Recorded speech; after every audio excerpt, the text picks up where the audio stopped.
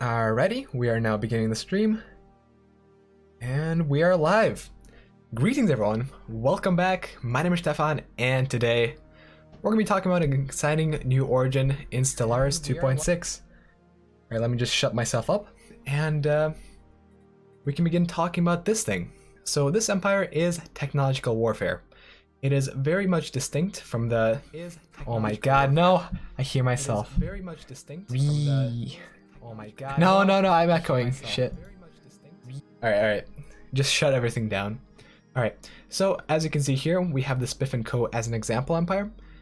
This is what I've played in the content creator Cold War, and today we're playing a slightly different empire. We're playing technological warfare. This empire is a warrior culture technocracy, unlike the previous one, which was a trade league. Today we'll be talking about some specific things regarding normal starts with this specific origin, and we're also going to be talking about some very specific details on expansion. As you may remember, last time we did a stream, I was kind of cog-blocked by ASPEC, and not really being able to expand was a big problem for me. However, in this build, we're going to be able to expand all we want, because hopefully there won't be someone within 3 systems blocking me. So let's see here what this build is about. You can see everything right here, and you can see all the settings right here. We'll actually be playing on slightly reduced text speed, and that is so I can show you guys more stuff. Yeah, let's get ready to rock. So let's start off the game, and if you guys have any questions before we begin, please do go ahead and post them, and I'll be sure to answer them. But for now, let's take a look at our spawn. Yeah, so far it's not as amazing as it was before, with just a single spawn and a single choke point. But this is quite alright, and we have potential to expand and gain more planets. So first off, let's go ahead and select some very good technologies. Now, what is going to be very important for us at this point in the game is growth. Growth is going to be very important since as lithoids on habitats, our growth speed is actually quite low. We got a total of minus 35% to growth, and that's going to be quite rough. We're going to have to deal with that as soon as possible. Yeah, I do see messages in the chat. I think it's alright. Anyways, first thing that we're going to want to do is sell off some of our consumer goods and alloys. We gotta build as many buildings as possible early on. So first thing that we're going to actually do is take a look at this planet, which has quite a few clerks that we do not need. Instead of clerks, we're going to want to employ a researcher. So let's go ahead. Wait a second, why did I just get robots?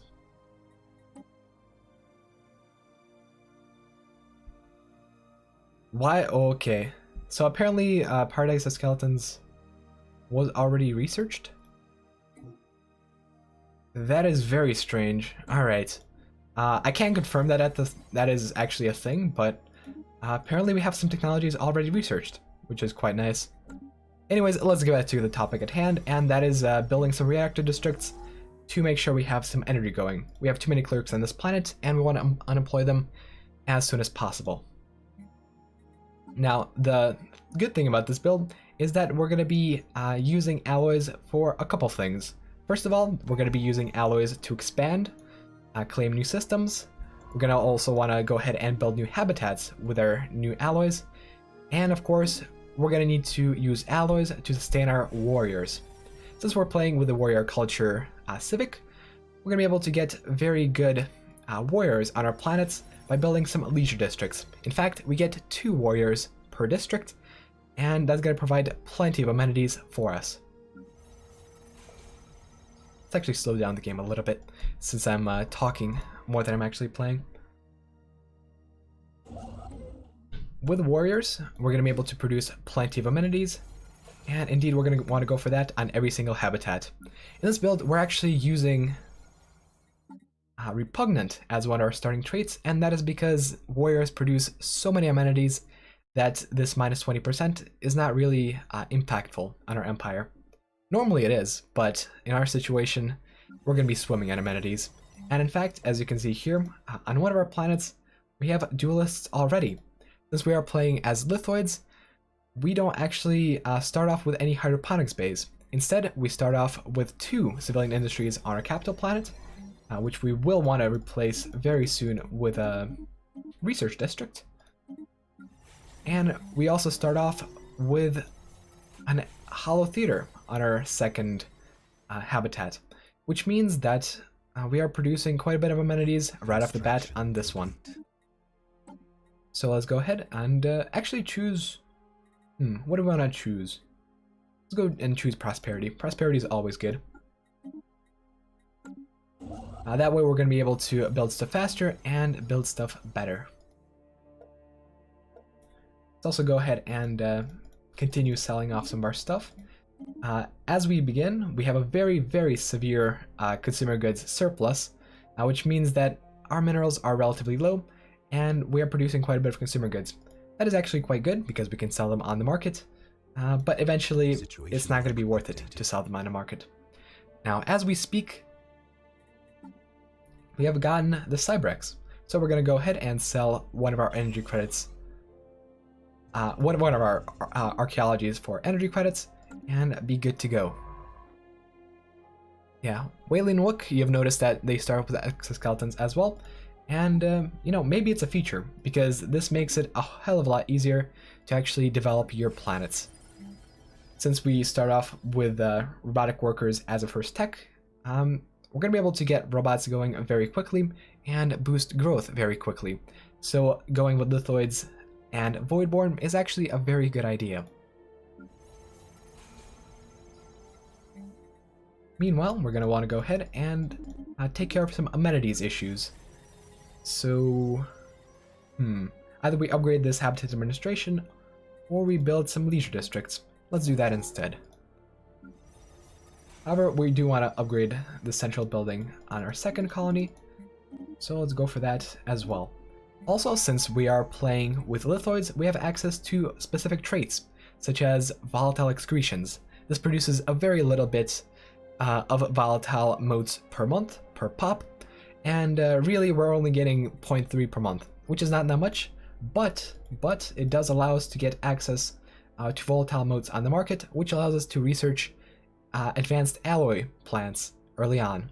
This is going to be very big, but for now we're just going to sell off as many motes as possible, and that should boost our economy somewhat.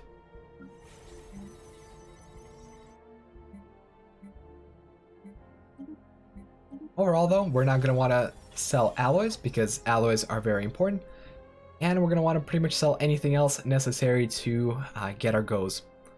You see, when you start off with the habitat origin, only one of your capital planets actually has an upgraded capital building.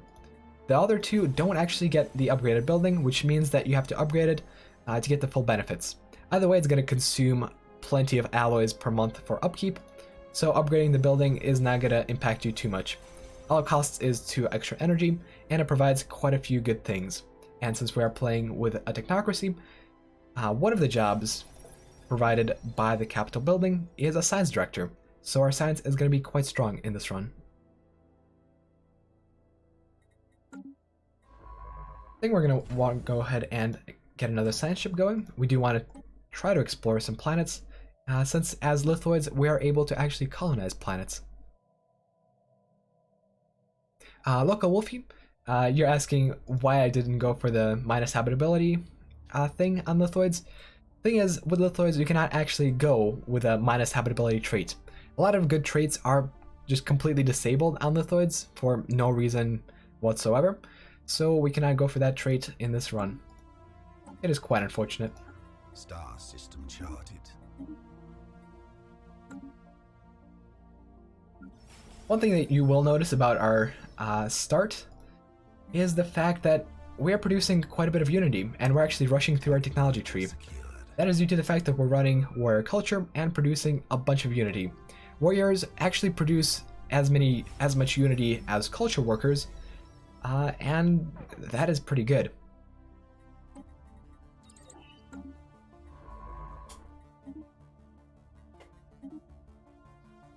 By the way, yesterday's stream was taken down. There was a major issue during the middle of the stream where my Wi-Fi was cut out for 60 seconds. So to remedy that, I've put the stream on unlisted. If you go ahead and join my Discord, you will see it in the announcements tab. But in a few days, I will re-upload it as a separate video. I will also try to cut it down a little bit for your viewing pleasure.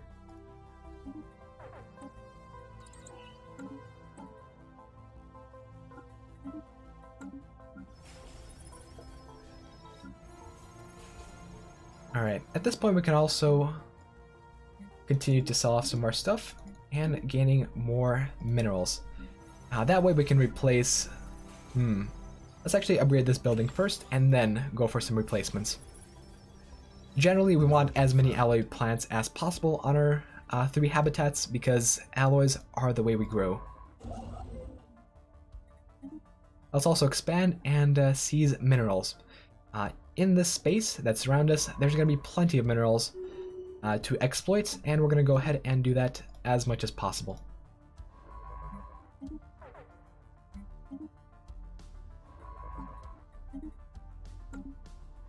Alright. Now, you will notice that if you're doing the same strategy as I am and selling off some of your stuff per month, you will run into a deficit and this pop-up will keep showing up. What we can do is we can go Shift and right-click to disable the alert entirely. So now it will not show up and it will not bother us. That's just a quick tip that I want you guys to know.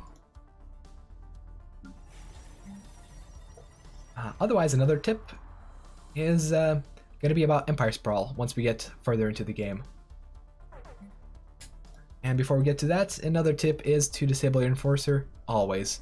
Enforcers really do suck and do not provide enough resources to really justify their existence. Policemen can go home and chill. Alright, looks like we have found a gateway and a planet. Wonderful. Now this planet is going to be relatively small, but it is going to be relatively important. With this planet we're going to be able to produce more pops, and more pops is way more production. So pops are always good. Let's see here. We have hazardous weather, but actually increases energy production on this planet. Wonderful. After we colonize this little system, we're going to want to go ahead and take this planet as well. Since we are lithoids, we have 50% habitability everywhere, even though we do start in habitats. So we will have 40 habitability on this planet with pretty severe bonuses. I mean, penalties, really. There are no bonuses to low habitability, but it's still going to be worthwhile.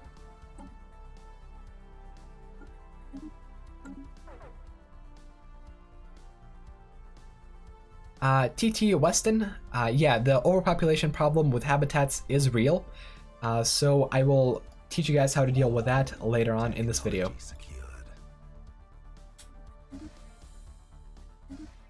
Alright, we have a robot assembly plans going, and now let's try to prioritize mining. We're going to want to produce as many minerals as possible to convert in as many alloys as possible. That is going to be the way we grow. Alright, let's unemploy Enforcer. We do not need Enforcers on our planets. In fact, our governor is plenty to take care of all the crime on our planets. And it's not like it's going to matter until 30 crime anyway. So we can just unemploy Enforcers, and we probably won't have to employ them until year 50 or so. Mihail D, the only mod I'm using currently is the Dark UI mod. It's not technically updated for 2.6, but it makes the game look much nicer. So I'm going to be using it today. Otherwise, I do have to give a shout out to Salvor. Salvor makes the StarNet AI mod, and he has actually updated the StarNet AI mod to 2.6. So if you want a challenge in your games, please do go ahead and check it out. Hopefully someone can provide a link in the comments or in the live chat. Mods, please help me out.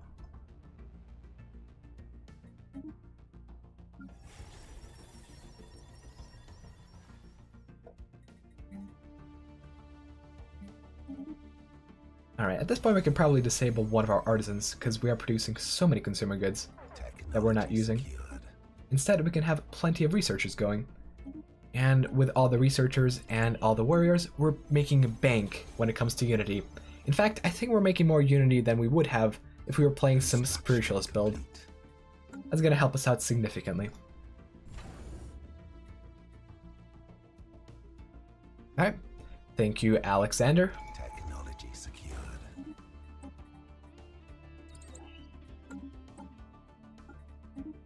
Alrighty, now we get to choose our first Ascension perk. Now, for the first Ascension perk, you actually do not want to go to Voidborn, because it's not going to affect you whatsoever, since you still have plenty of districts to use on your habitats. Instead, we're going to want to go ahead and choose either Technological Ascendancy or One Vision. In our situation, we're going to go ahead and choose Technological Ascendancy, since amenities are not a problem whatsoever. Anomaly found.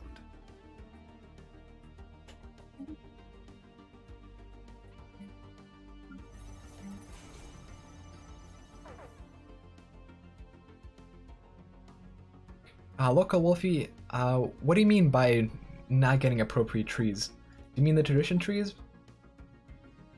I mean, yeah, we are getting some traditions which are absolutely useless, such as Interstellar Franchising and Public Works Division, but I don't know if it justifies replacing the entire tree with it.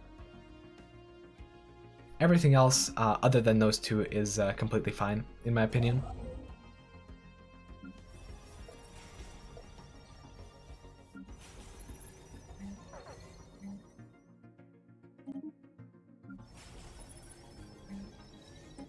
Construction complete. Alright, looks like everything is going well.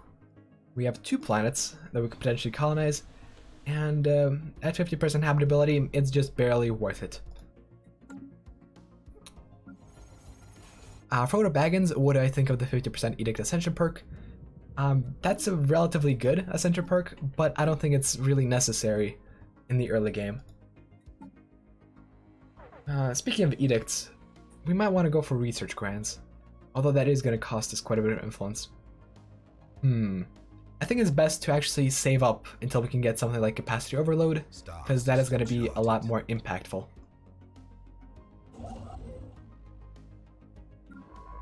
Alright, let's go ahead and check out these 2 black holes. They seem quite suspicious.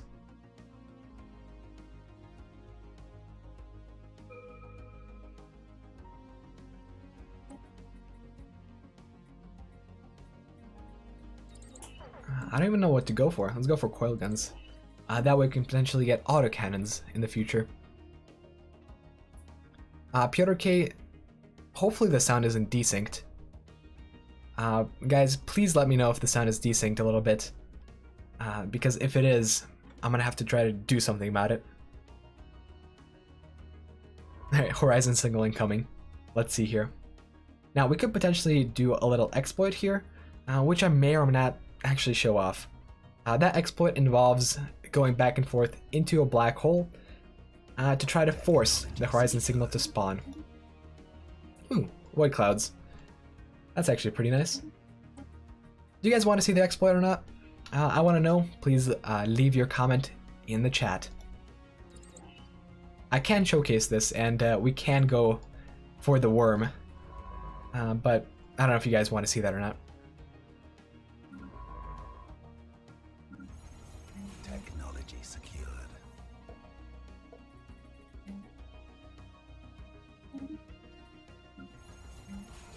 Anomaly found.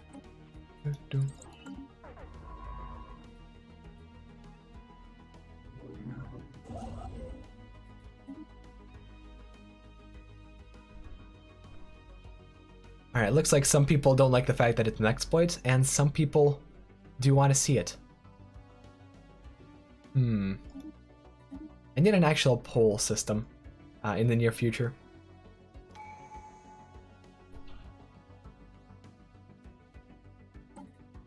Alright, now let's go to our second tradition tree. I suppose we can go for expansion for the new life, but I think it might be best to go supremacy, just in case we encounter some nasty Xenos. Construction complete.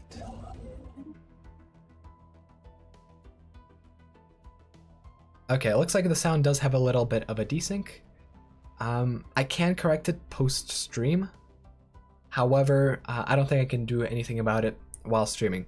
If anyone knows how to work OBS, please do suggest something, but I don't think I can adjust the setting without taking the stream down, which is the last thing I want to do.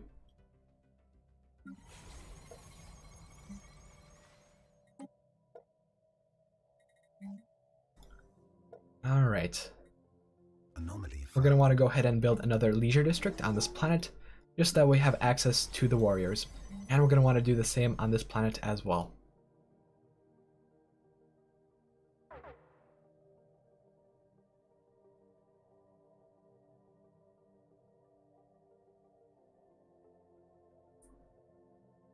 TT Weston, with Voidborn getting robot tech right away, would I rank it higher than I normally would on my origin list?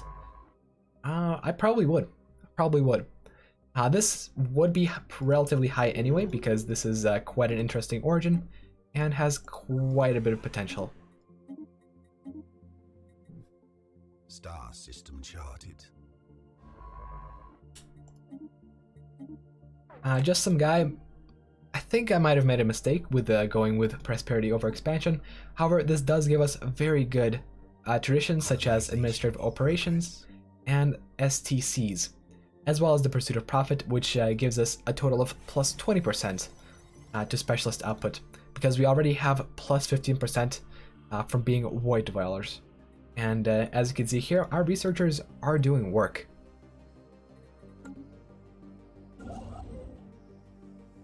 Tactical retreat. Let's see what kind of Xenos. Ooh, spicy Xenos. Alright, we're going to want to go ahead and check those guys out eventually. Once we have carriers, we're going to want to go ahead and just kill off everything in sight.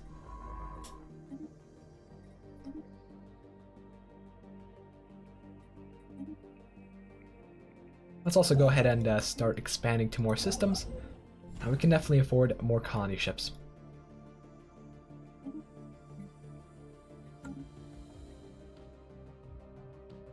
Manuel Northrop. Yeah.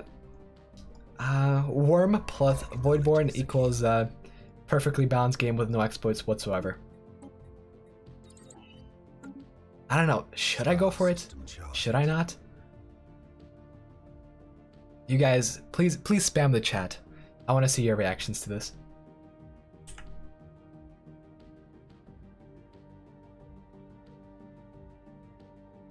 Technology secured. And by the way, the most useless techs for the early game are all right here. You don't want any protection from armies. You don't want any gene clinics. You don't want any farms because we're lithoids. So really here, I don't know what to choose. I guess we can go for genetic healthcare just to get it out of the tech tree. Although this is cheaper. Construction complete.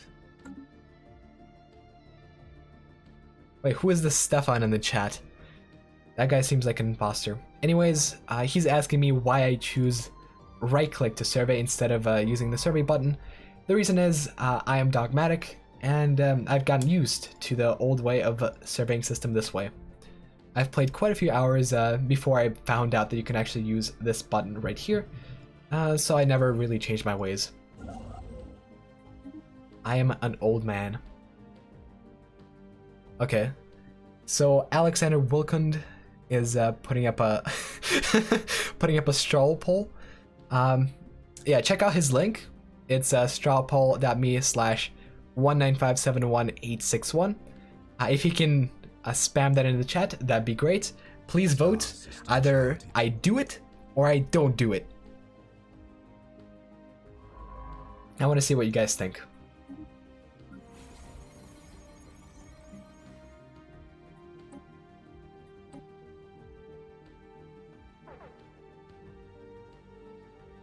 All right. Looks like Manuel is donating. Do it. Let's see.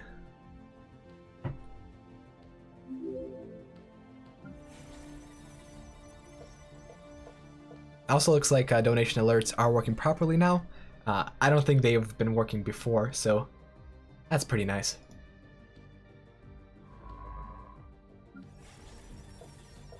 Alright. Let's carry on for now, though. Let's unemploy some of our bureaucrats, because we don't need them, and culture workers. Let's instead get massive amounts of amenities and massive amounts of unity.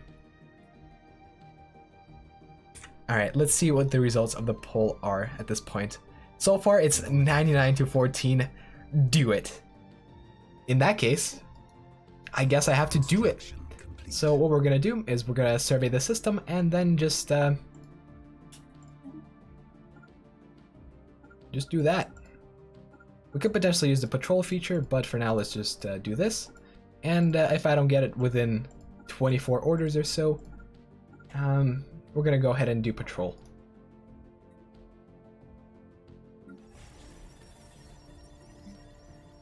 Chat decides.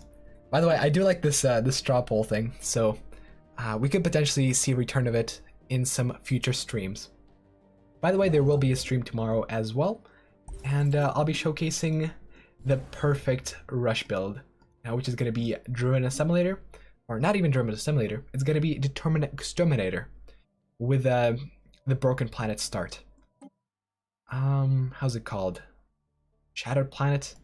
Doomsday Determined Exterminator. That's the name of tomorrow's stream, and we're going to be rushing down some peeps.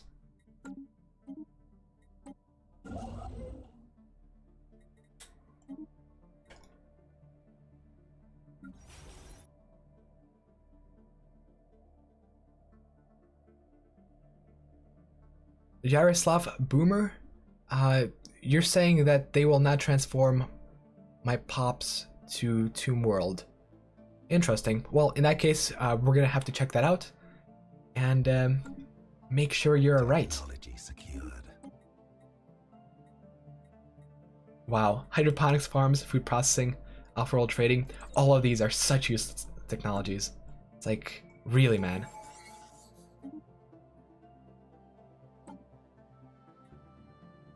Alright. Let's carry on with research. And now we're getting some decent alloy production. At this point, we're going to stop selling them off, and we're going to want to save up so that we can build a habitat as soon as possible. We're also going to want to go ahead and claim as many space resources as possible, because they can really boost our economy. In fact, this system is looking quite nice. And we actually have 1 and 2 gateways in our near space, so that's going to be quite interesting for the later game. Alright, looks like we're finally starting to run out of jobs on our first habitat, so let's queue up some more miners. For the future, this is going to be the most busy habitat, because once we get some robot assembly going, we'll be resettling pops over here to do some mining work.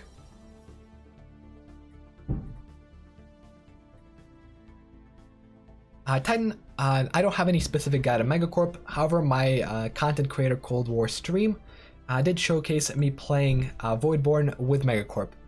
And in that stream I was doing a pretty good job, so you can go ahead and check that out.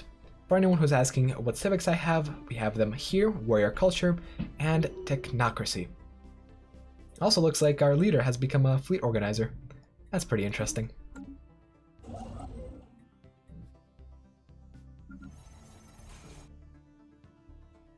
Alright, let's go ahead and build more colony ships. That way we can colonize more planets and get some more growth going.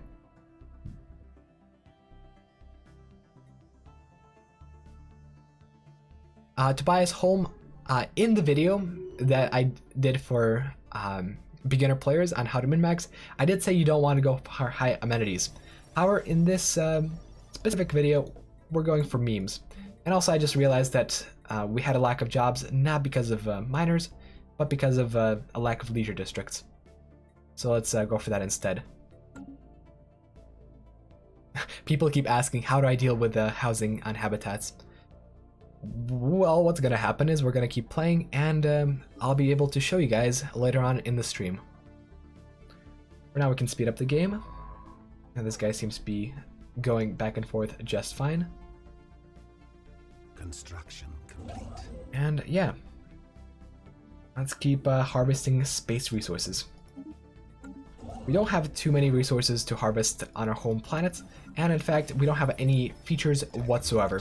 The only feature that we do have is on Skis, and that feature is the Arcane Replicator, which gives us some alloys and some consumer goods. I have no idea why it gives some consumer goods. It could be giving some other stuff, but I guess that's what it is. Let's also send this guy over here to research this anomaly, because before we research this anomaly, we can't actually colonize this planet. Alright, let's go ahead and get space torpedoes. And with space torpedoes, we can actually potentially rush someone down really early. Technology secured. Yeah, it looks like we have... Oh my god. I was too late. Now we have too many culture workers. Whatever. We should be able to manage.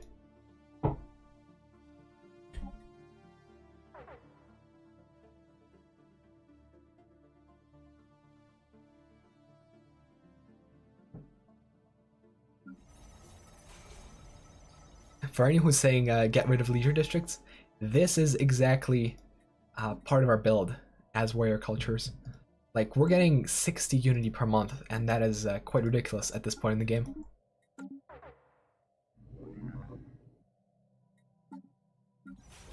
Let's see. I do want to go for a healthcare campaign as soon as possible, so we're going to want to save up for that.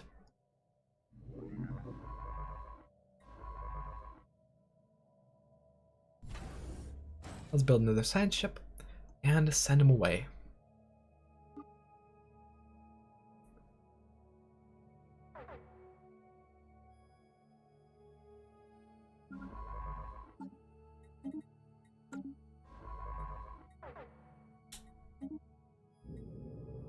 Oh, what is this?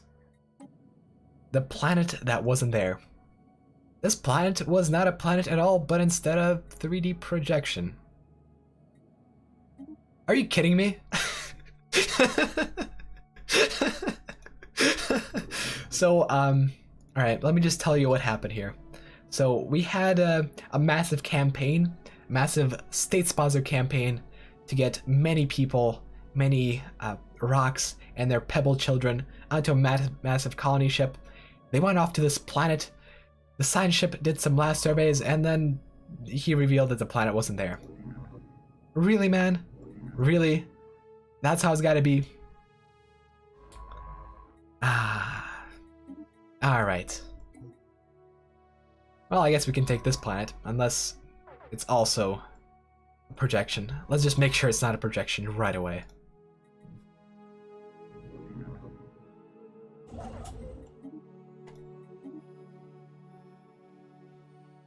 I just got rickrolled by a planet. That's exactly what happened. Oh, and to compensate for that, the game actually let me clear all the blockers on this planet. Okay, thank you, game. Thank you. I guess it's a way to say sorry. Alright, looks like we have our first parties going. Quite a few parties, actually. Holy sh... Wow, we have 5 parties that formed because we have attraction everywhere. Okay. And we also have an asteroid heading towards one of our planets. Okay. What is going on, game? Things have escalated very quickly.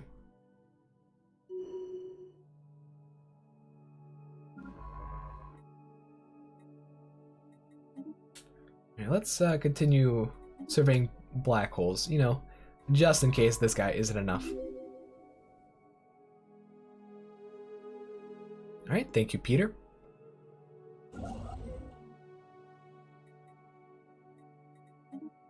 Let's go ahead and claim the system as well. We have an archaeological site here, and we can get a lot of minor artifacts from that. Speaking of artifacts, let's see how many anomalies we have for precursors, and it's actually only 1. Yeah, I don't know about my luck, but for whatever reason, I can never get a full precursor event chain going. In the last 10 games, I've gotten it only once. So yeah, game doesn't seem to like me having precursors. Maybe it's all those times where I got the Cybrex as a machine empire. That's probably why.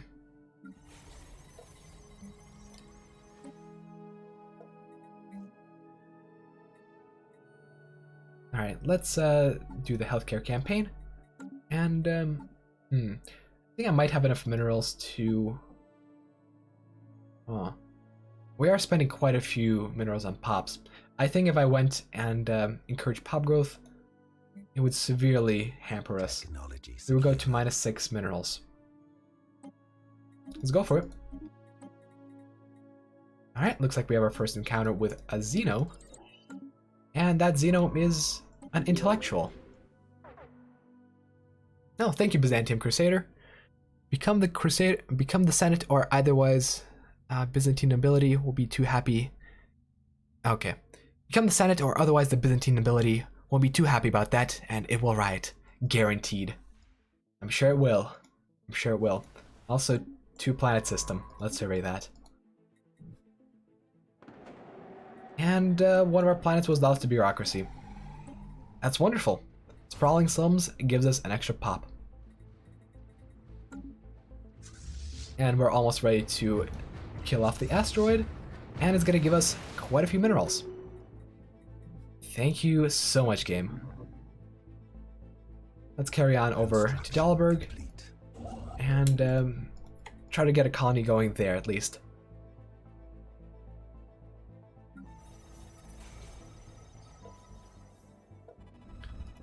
Ooh, that changed everything. Primitives. 22 primitives, actually. Alright, time to invade. We're gonna take this system, and we're gonna take that system, and take all the primitives for ourselves.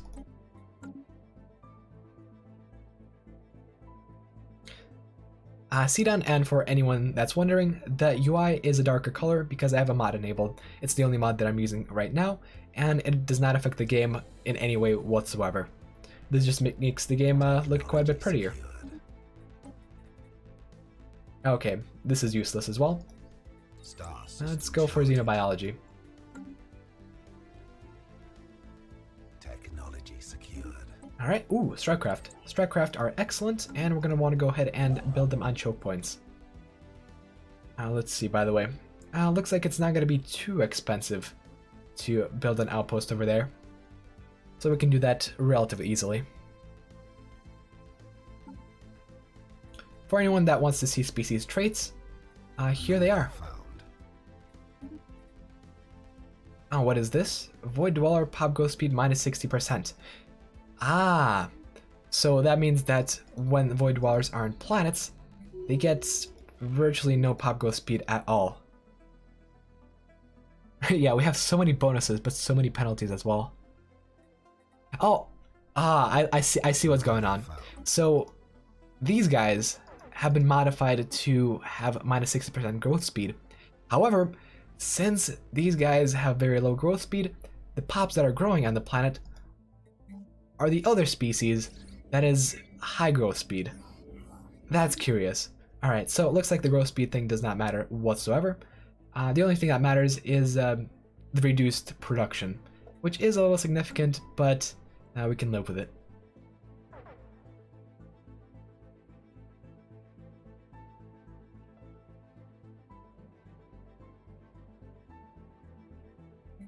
Alright. Let's see here. Let's also set our designations to be proper. So this can easily be a generator station, and this is already a mining station. That's wonderful. And now we have more energy credits to play with, so that we can do more edicts later on.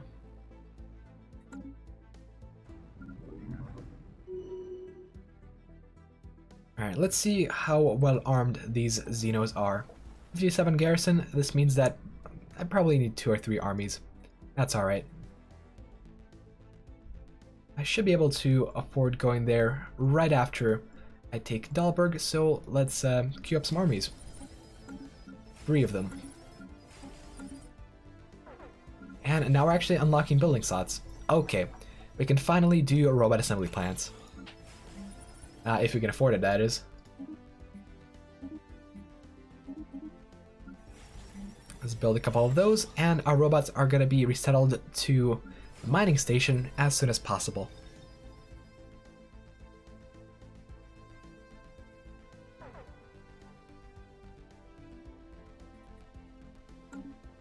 So Nate Daniels is saying that if I colonize on a planet with the habitat start, my pops go crazy. Well, that's interesting. I'm going to want to check that out. Because if we get some special events going, that is going to be really interesting to see. And it's going to be very important to showcase as well. Oh, perfect. We can actually afford to go over there immediately. Nice. Meanwhile, we'll colonize this planet and see what kind of events show up.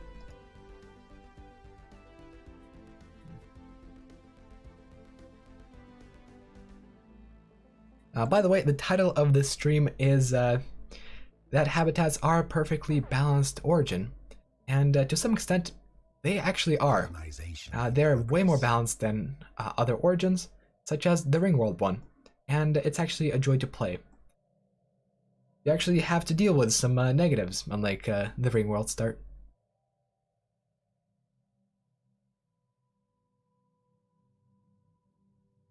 Darcy K, part of the reason why I'm playing lithoids is to avoid building any buildings to make food.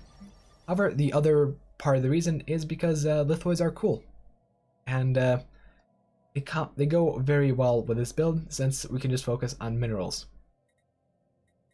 And these guys can also have high habitability on planets, which is also quite nice. Alright, looks like our armies have gathered. Let's go and invade. Back to the front they go. Margot Browell, thank you so much. Yeah, I do enjoy making these streams because I can actually sit down and freely talk about stuff instead of, you know, limiting myself to concise content and just getting as much information out as possible. Like, for example, when I made the series, well, I'm still making the series, Stellaris in a nutshell, I have to condense a lot of stuff into just a 6-minute video. For example, the last video that I did, I pretty much had to condense everything about pop management into 6 minutes, and it is quite difficult to do so. Plus I have to edit the video quite a bit, which is also not enjoyable, and here I can just chill here with you guys, interact with the audience, and have a nice stream. Alright, looks like this pop is unemployed. Let's actually resettle him back. Now let's see. Is this guy gonna be disadvantageous? So if you check right here. Okay. So the pop that grew on this planet is not disadvantaged once he was resettled. So that means that the pops dynamically adapt to their environment, and that is actually really cool. Really cool.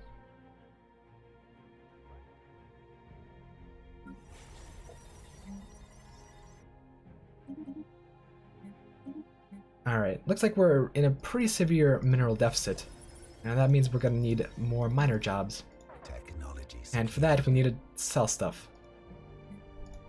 I don't like doing this, but let's go for some of that. We might actually need to do...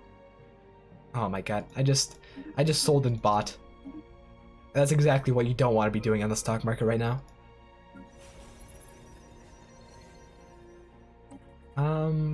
Is out of gas refineries. I actually don't need that. Let's go for mining station output. Robot assembly plants. Do I have... I do not actually have access to the edict for more minerals. That's kind of sad.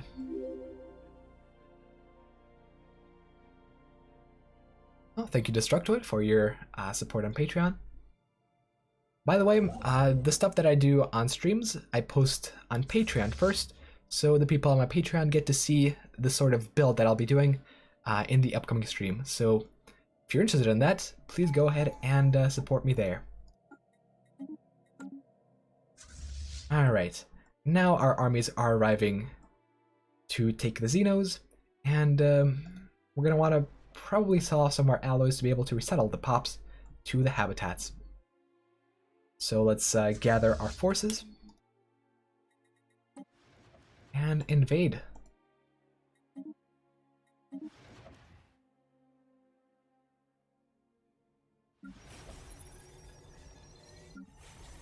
Planetary invasion commenced.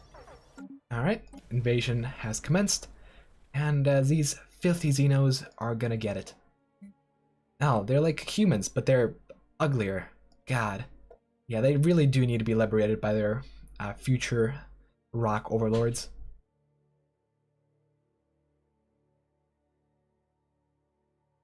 Should I enslave them? Could enslave them. Ground invasion force has I seized think. the planet. Okay, hold on. Before we do that and deal with the God of Death, let's check if we can enslave these guys. No, we cannot, because we are not authoritarian or xenophobe. Let's see, can we enable it through policies? No. That's unfortunate. I really wanted slaves, but I guess it's not going to play out this time. Okay. Now we have a God of Death. After overwhelming the primitive defenses mounted by the natives, our forces were approached by a number of envoys from the inhabitants. Envoys, eh? It seems that the locals have worshipped the remnants of a gargantuan creature on the planet's moon as a god of death for generations beyond their remembrance. The locals believe that one day their god would rise from the dead, transforming into a deity of rebirth and ushering a new era of prosperity for their people. As we came from the stars, boasting technology beyond their comprehension, many of the locals seem to be convinced that we are the heralds of their god of death. Well, we are, and we can get quite a few bonuses from that. Okay. Well, it looks like that pretty much completely negates all the negatives from them being recently conquered, because they're convicted. They're very happy and will produce plenty of resources. Nice. Alright, let's get some of that going, and let's set up an alloy plant on this planet, shall we? We're also going to want to go ahead and resettle these guys to our other colony, and take these guys off. Although, actually, let's keep Sazuana Prime as a testbed. If these guys actually do go ahead and rebel due to having low habitability, and being void dwellers on a planet, we will get to see that.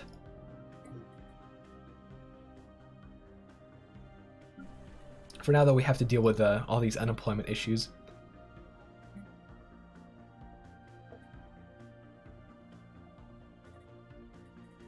And yeah, having unemployed specialists is really not the way to go. Let's see, should we resettle them to our main habitats? We do have space on there. And actually we have space on this habitat to build another energy district. As much as I don't like spending alloys, we might have to do that for a little bit. And get a generator district going, because we have way too many clerks on this planet. It actually disgusts me.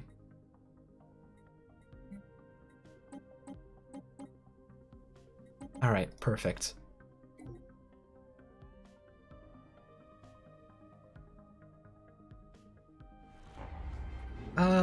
We don't care about crime on this planet.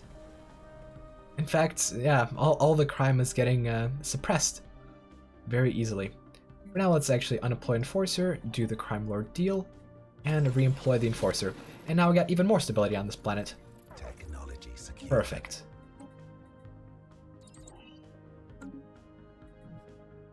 Now that our armies have been useful, we can go ahead and disband them and save some energy credits on upkeep.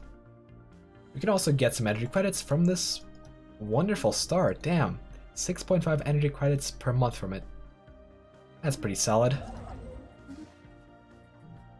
Alright, looks like our science ship has not yet done his thing, so let's have him patrol back and forth. Jordan does, for not being, you're not a good Stellaris player, is there any benefit to having crime? Well, with crime you can get the Crime Lord deal, which I just showcased right here. With the Crime Lord deal you get 10 stability, and even though you get a 50% increase to crime, that only affects crime that is above 0% already. So as you can see here, ordinarily, if we do some quick maths right here, ordinarily we would have plus, what is this, 23 crime. However, we have a minus 25 crime suppression from our enforcer, which means that crime after the enforcer is 0, and only after that is a crime ordeal afflicted on your population. So that means that realistically, if you have 0 crime before the crime ordeal and do it, you're going to have 0 crime afterwards. So the crime ordeal is pretty much just 10 stability for 25 influence.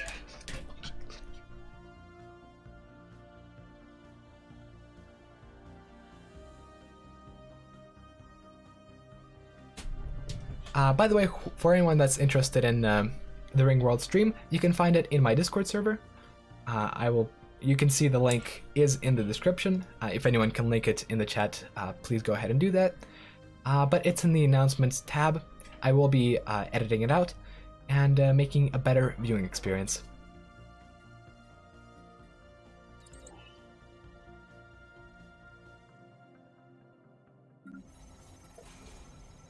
For now, let's get some robot assembly going.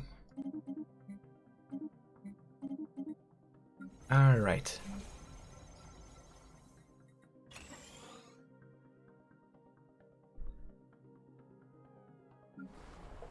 Well, looks like we're gonna have to go ahead and build some more mining districts for now. Let's do that.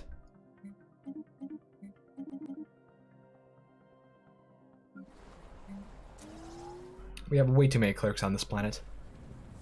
And actually, order has been restored because the people are too happy and they don't produce nearly enough crime.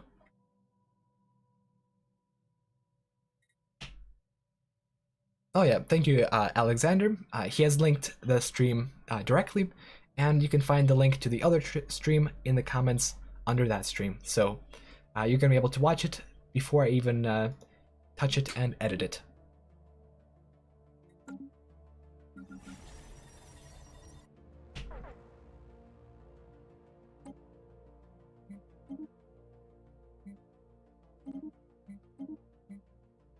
Alright, looks like we're getting problems all over the place.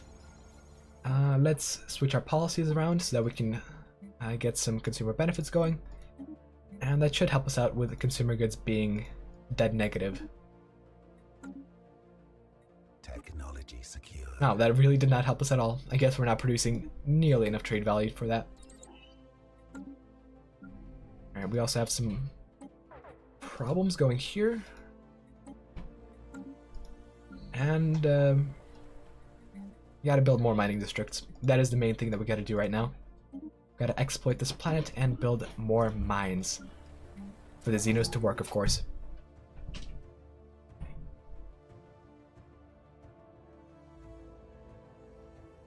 Tremor Wolfgang, downgrade the Corvette trick does not work, unfortunately, so the only thing you can really do is disband them at the earliest possible time.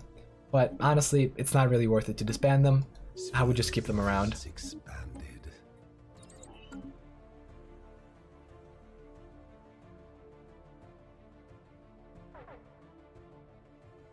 Alright, looks like our first robots are finally getting built, and we can finally do a good template for them. Let's go for high bandwidth. All the different traits for extra Empires proper pops are basically free traits, so we can go for that. And actually, let's rename these guys to a proper name. A name deserving of their existence.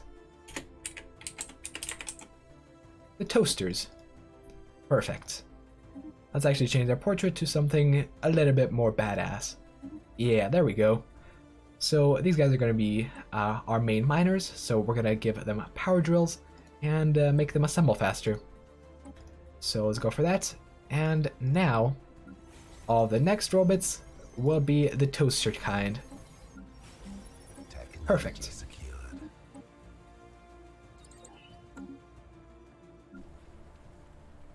Alright, way too many clerks on this planet. Way too many. Let's build a hollow theater for those extra duelist jobs. But otherwise, we should be fine on stuff for now.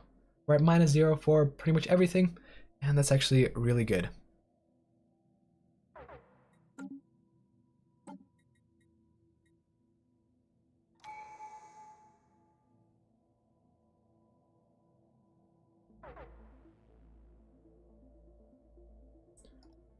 Alright. We can finally finish the supremacy tree, and actually, since we are a militarist empire, we can go for the policy of no retreat. We will want to do that eventually to get some very much boosted fleet power to increase our diplomatic influence to become the Senate. However, for now, we're going to want to just keep it at something like hit and run. Alright, now we also have this event, this little pop-up for unspent trade points. It's not worth it to actually modify your existing robots with the updated template, so instead we're going to go ahead, shift right click, and disable it as well.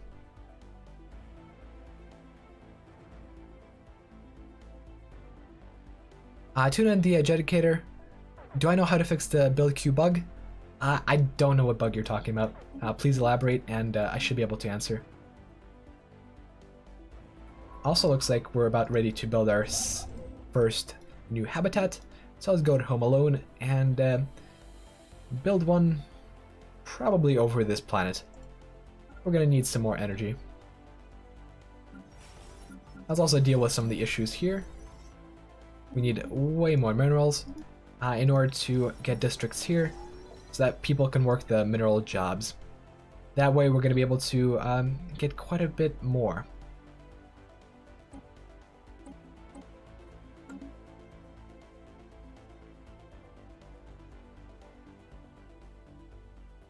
Marino Rupar, in a single species run, no robots, is it more worthwhile to terraform or genetically alter the species to fit the various planet types?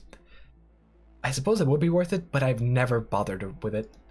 It's too time consuming, in my personal opinion. Oh, Xenos. Nasty. Alright, it's pretty interesting that we haven't actually discovered anyone else, but on the other hand, that's also relatively good. I'm not gonna complain.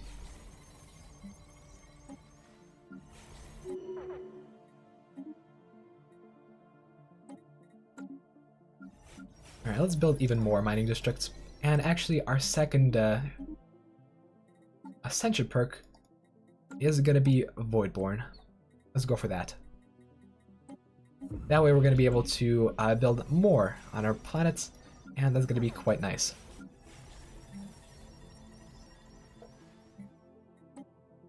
Ooh. Alright, now here you're gonna start noticing the problem of robots not being employable on some of our habitats. So we're gonna resettle this guy over here and build more mining districts as soon as possible. Alright, let's go for that. And it looks like this is our first Xeno encounter, and they are quite strong. So let's research these guys. And hope they're not hostile, because if they are, that might suck a little bit. Just a bit, you know?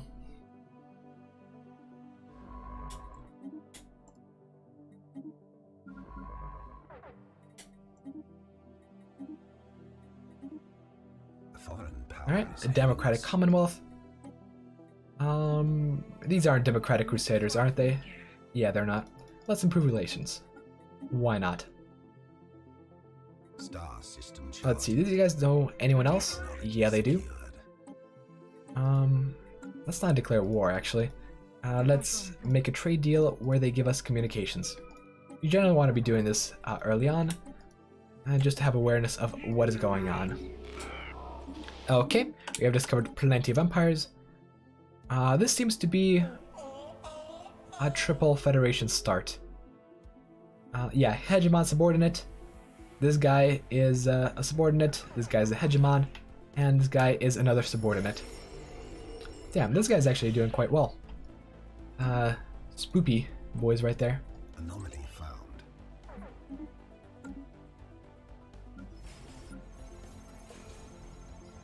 Ooh, galactic community. Let's go for that. Let's also go for more districts. And more districts. More and more. Our construction ship has finally arrived, and I might have to do this. Habitat over the minerals deposit. That way we get minerals produced. We have discovered an L-gate, even though we knew it was here from our sensors. And now we can start gathering L-gate insights. If we can potentially hop into the L-gate and just spam habitats there, that'd be pretty good. Byzantium Crusader, I mean, if there's enough support for CK3 when it comes out, yeah, maybe I'll play it. I haven't played CK2 though, so it would be a completely new experience. Guess we can go for Harmony. Technology secured. And chemical plants. Alright, the galactic community is established. We don't want to be proposing anything because it is going to cost us influence. These guys want a non-aggression pact. Let's not accept that. Overall, non-aggression pacts are nearly useless in this update. Unless we form a non-aggression pact and then break it. That way we get a guaranteed truce. And it's pretty much as good as having a non-aggression pact for 10 years. Anomaly found.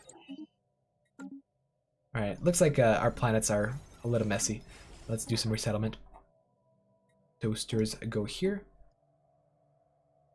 And yeah, overall pops go here. Let's build more mining districts. Alright, rudimentary robots. This planet has 4 robots. That's cool. I guess we can colonize that and get some more toasters into our empire.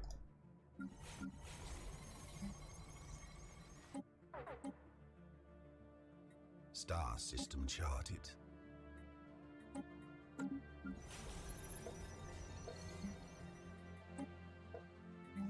Alright, finally we're getting some pretty high mineral production, and we can focus more on building districts. Wonderful.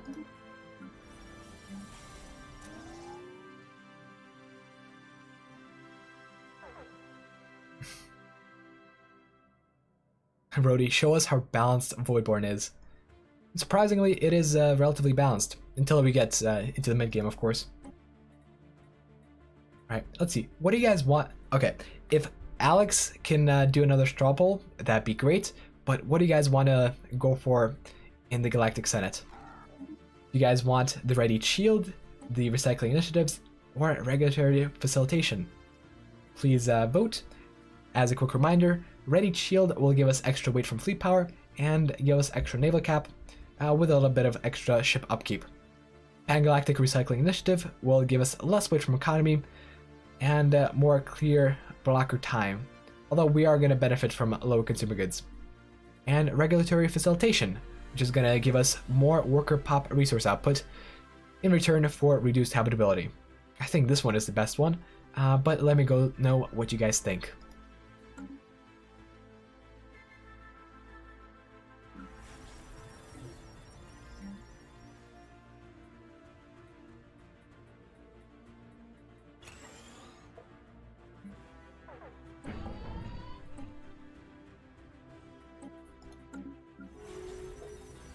Alright, Senate is in session. Looks like this thing is going to be voted on, unfortunately. But I can't influence which one goes first. Regulatory Facilitation or the Pan-Galactic Recycling Initiative. Alright, I see the straw poll is up.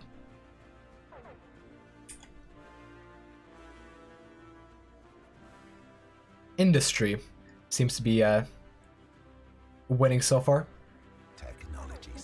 Unless it changes, I will start supporting industry. Let's go for that. Technology secured.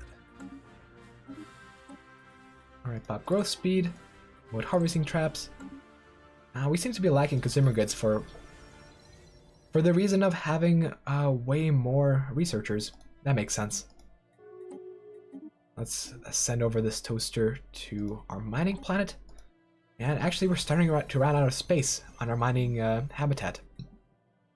It's a good thing that we have another habitat almost ready to go, but for now we'll have to resettle Pops to this planet. I'll have to clear some stuff and settle Pops over here.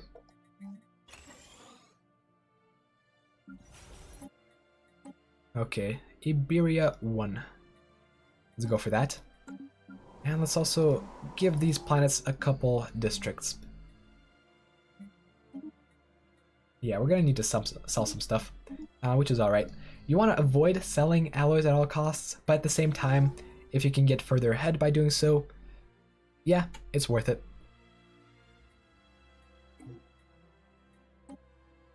Oh no, it looks like there's more support for the Pan-Galactic Recycling Initiative. I don't really care about recycling. Why do we do that? God, Charter of Workers' Rights? Let's oppose that. Workers don't have rights. Let's not go for that.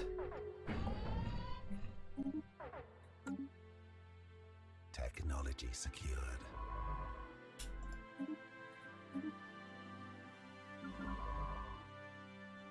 Alright. Let's continue researching some anomalies. And now let's build an extra construction ship so that we can actually start excavating this site for those minor relics. Everyone's screaming, no, not the green shit. Yeah, it looks like we'll have to vote on that first. But I will have to say no to that, and hopefully I'll help it not pass the Senate. For now, just for the lulz, I'll be an opponent for this resolution, because why not? It's not gonna matter anyway, and we can make our views known.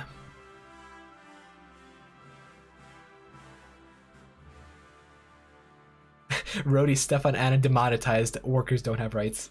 Workers don't have rights. I don't know what you guys are talking about. So we have our first colony almost ready to go. Let's go for that commercial pact. Let's buy some consumer goods and build a colony ship.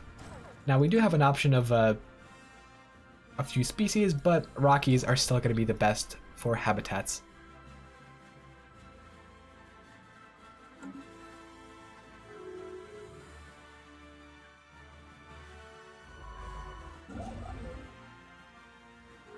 And let's go for that. And our other construction ship can harvest some motes, I suppose. Alright.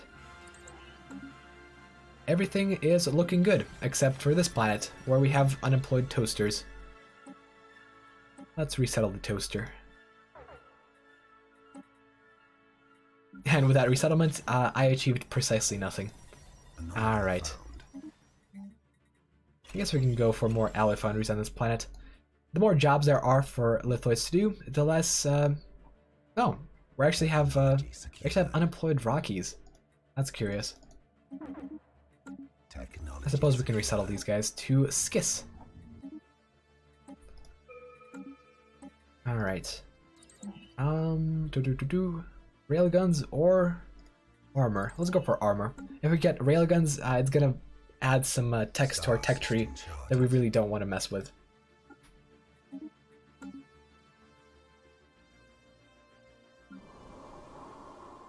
Oh yeah, by the way, this Empire Sprawl thing doesn't really matter too much. We have a 30% penalty, but the thing is, if we do some basic maths, we can see that we are 70 over our Empire Sprawl.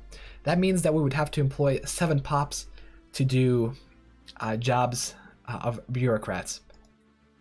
However, if we were to, let's say, take 7 pops from the researcher job and employ them as bureaucrats, we would actually lose out quite significantly on both research and Unity.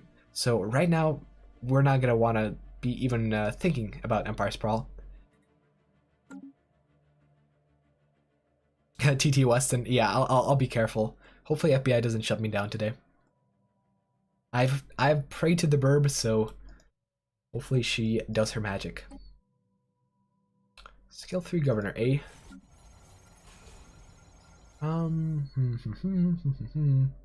This one is going to give us extra trade value. However, we're not really producing. I guess we are producing. I think it is worth it. Let's go for that. And they stole my energy. Those caravaneers are not to be trusted.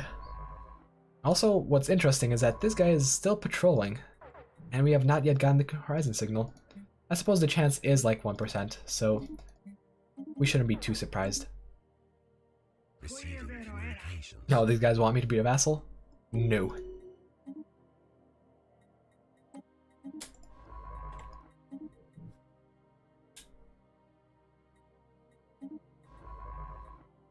Alright, looks like our colony ship is ready. Let's colonize this new habitat and call it our new home. We're gonna get even more astro mining base on this one, and that's gonna be just perfect. Also, if we take a look at our factions, yeah, we can see that there's a bit of a mess going on. I suppose the most dominant faction is the technocratic one, Colonization in progress. but at this point we can't really tell. This is a mess.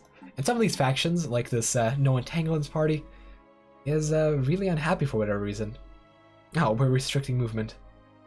Yeah, okay. Just let's just ignore you. We are losing quite a bit of influence from not having happy factions, but whatever. Alright, looks like a resolution has Special passed. project complete. And it actually looks like regulatory facilitation is going to be the third one up. God. Come on, we want this. No, not the fourth. No, no, no. Galaxy, what are you doing? Looks like we're going to have to increase our weight. Really? Okay, well, I'll support the galactic market, because that is actually quite important. But anything else? Nah.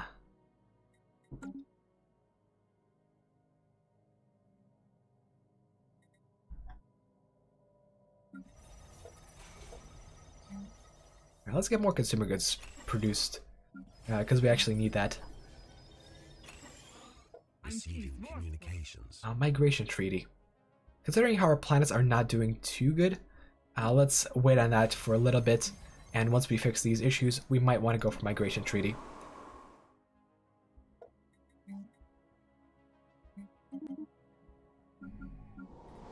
Construction. Also, we are suffering from low amenities, of course, because, yeah, our dudes are repugnant.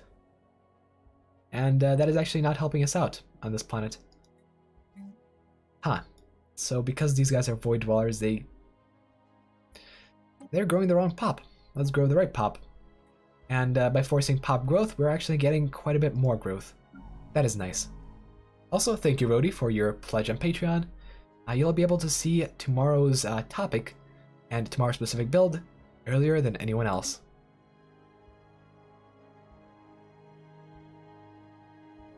A Middleton, yeah, exactly. Gene clinics suck. Don't ever go for gene clinics. Oh, these guys want to offer another governor. How about no? Construction complete. Let's give this colony. No, let's not automate. Automation is still very bad, as far as I understand. Although if someone has tried it and has had good experiences, please do let me know. We're also ready to build our second habitat, so let's go ahead and do that over the energy thingy.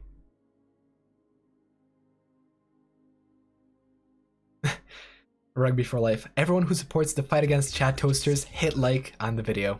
Yes. We must fight against the chat toasters.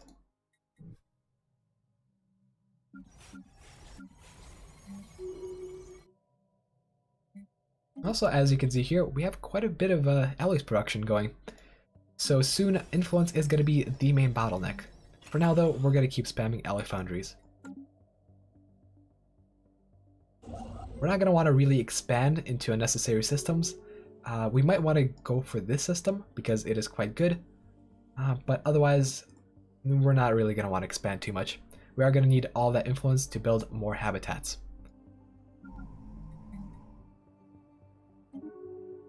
In fact, at this point, we could probably start selling alloys because we have so many of them. Instead, we have to fix our main issue with our empire, which is very, very high in unemployment.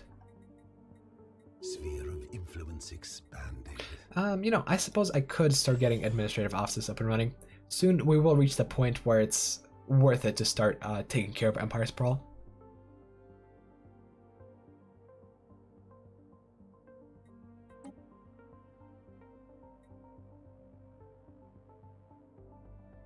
Oh god, we're getting the toasters in the chat. Please fight the Holy Crusade and help me defeat the toaster advance.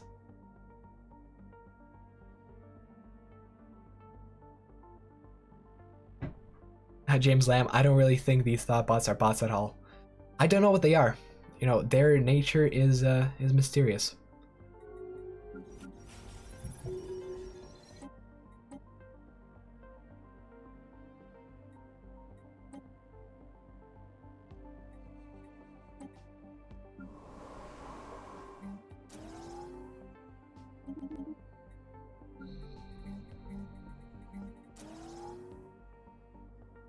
All right. James Lamb, they seem to be they are following the subject of the video quite well. But we still must purge them because they are chat thought bots, and they deserve it.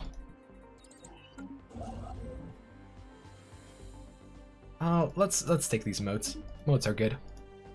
In fact, let's start selling more motes per month and get even more energy credits going. Motes actually sell for a very good price, so the more strategic resources we can get, the better.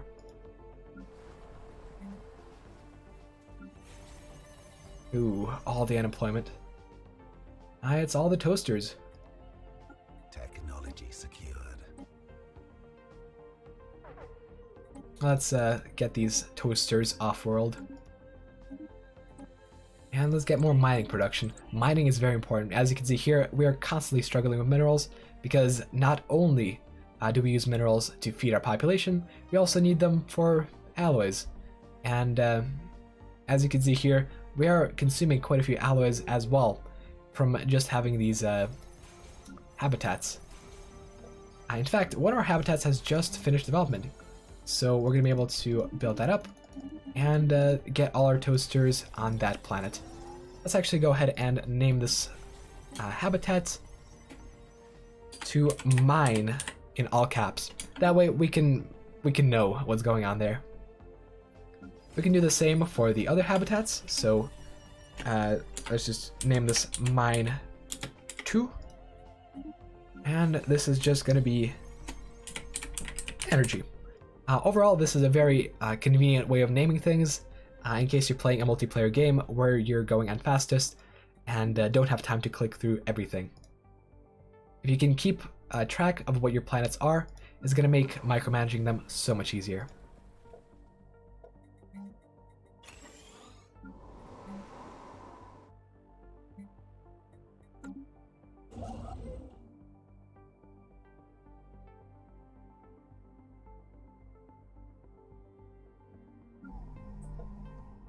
Alright, let's check here, make sure all the pops that are growing are the proper ones. And indeed, it looks like they are. Perfect. We're going to keep building administrative offices on this one planet. And I think we could probably just demolish the bureaucrat building here altogether. Instead, we'll build more alloys.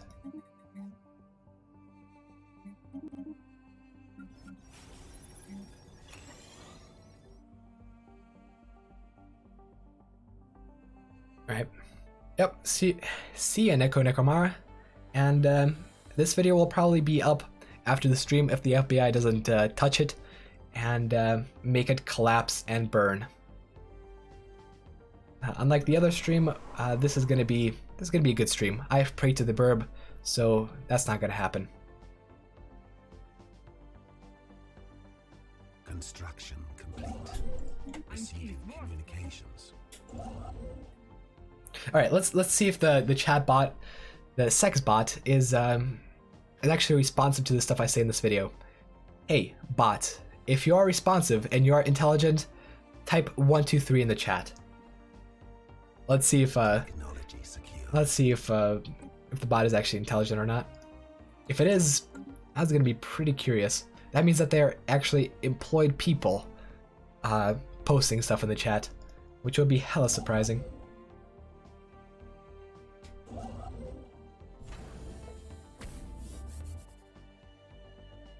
Omar, you aren't a sex bot. please just hold it with the 1, 2, 3s. Construction complete. Oh god, now everyone's saying 1, 2, 3. God damn it. What have I done?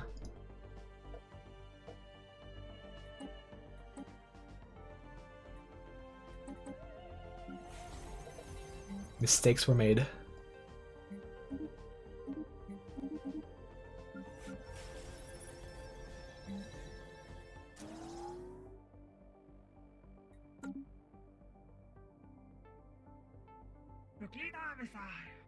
Alright, let's see what these guys want.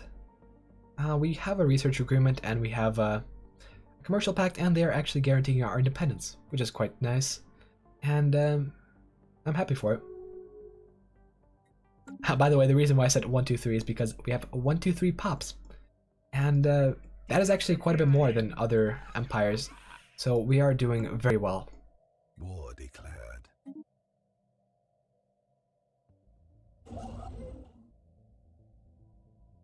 Okay, let's just get this guy to build, and very soon we'll be able to build yet another habitat.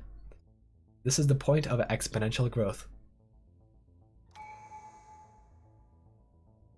Proto Baggins, you do have a good point. If all of you guys spam 1, 2, 3, the bot may actually say 1, 2, 3 because it sometimes copies stuff from the chat. So how about this? What is a word that you guys would never type in chat normally? Okay, bot, if you type Stefan is role-playing, then I'll know that it is a bot, because no one in their right mind would ever say that. Technology secured.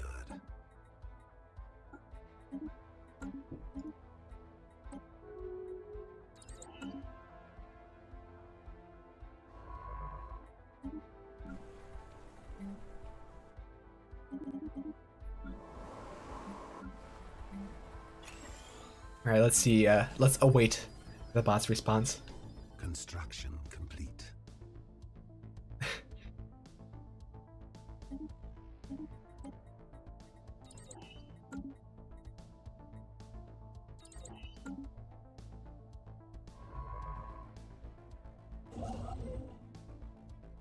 Alright, looks like we already have enough resources saved up for another habitat. So let's get some research going. How about that? Ah, looks like we don't actually have any planets here with research. I suppose we can do it in another system.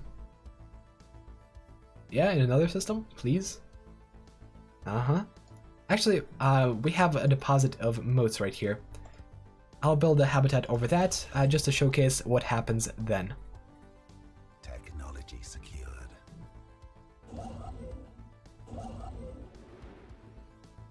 Did I not disband this? Alright, now this is disbanded and we can build a habitat over it. Perfect.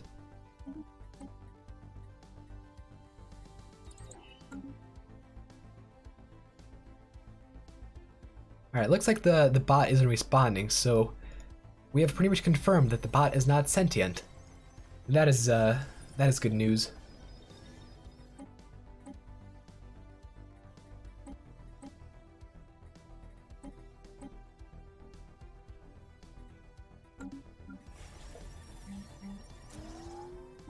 Alright, now what is curious is that we have actually not unlocked the edict to give more minerals, which means we cannot build any buildings to boost mineral production. That's really a shame. We're 40 years in and nothing yet happened. Also, speaking of nothing yet happened, this guy is jumping back and forth and nothing has yet happened. Let's do patrol route that looks like this. So we're gonna have him jump over here and then patrol through the system. Maybe that's gonna help us out.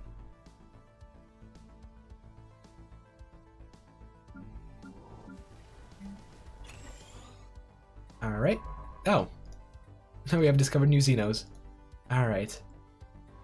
So let's patrol, and that should be good.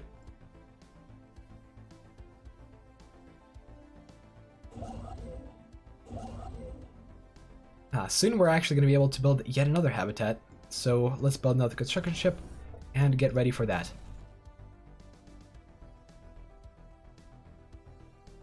otherwise, our economy is looking quite nice. And as you can see, this is a perfectly balanced start.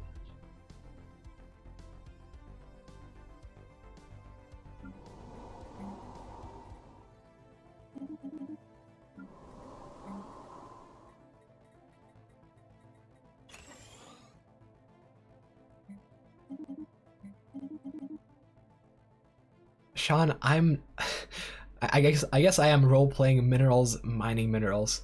I guess you got me there. That's about as much roleplay that I'll be doing ever.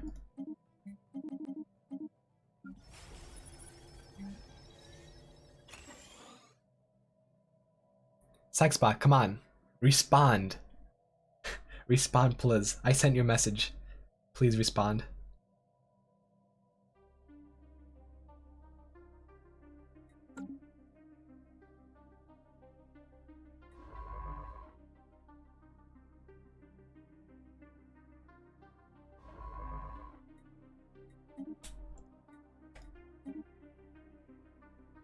Technology secured. Local Wolfie, it took you over 80 years to get the Horizon signal. Jesus. Well, hopefully it takes us less than 80 years. Because by that point, it's gonna be not really worthwhile.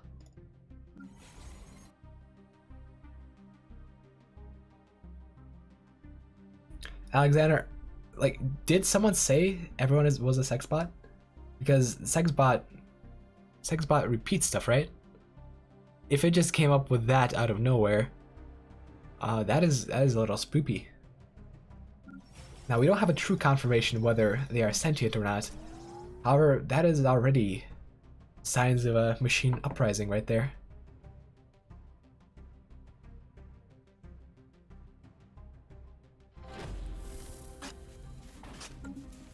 Finally, we're getting some archaeology from this. So, as usual, we're going to go ahead and sell everything to the free market. Now we have plenty of stuff to work with, and we can build plenty of districts.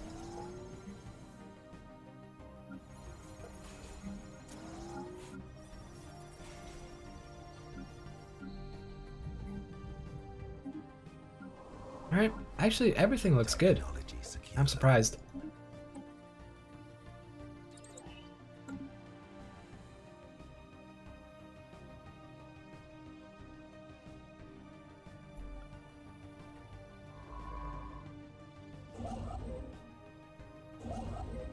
Okay, looks like we have constructed yet another habitat, and very soon we'll be able to build another one. Okay, looks like the resolution for the galactic market has passed, and regulatory facilitation is not even close. God damn it, Galaxy, what are you doing?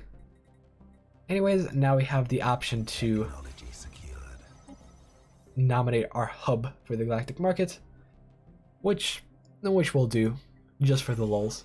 We have a weak rating, so let's see if we get it. Honestly, the whole rating thing does not really matter too much.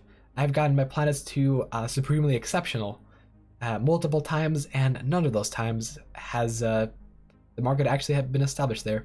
So I think it's just straight up random with a very low impact from increasing competitiveness.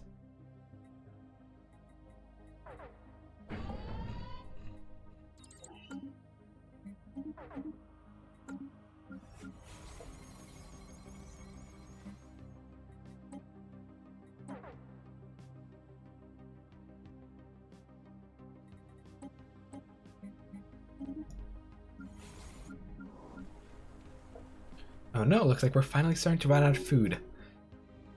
We gotta start clearing some of these blockers and we'll be good to go. Alternatively, we can have our pebbles get some food for the flush bags, which also doesn't sound too bad. Also, let's see here, looks like crime is actually at very high levels now.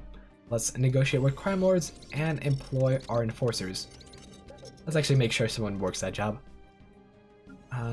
Let's do that across... Oh. Apparently this planet was special and we got extra crime from low amenities. That makes sense. Alright, looks like we have too many researchers. Now let's unemploy a few of those and get some duelists up and running. That way crime is no longer a problem.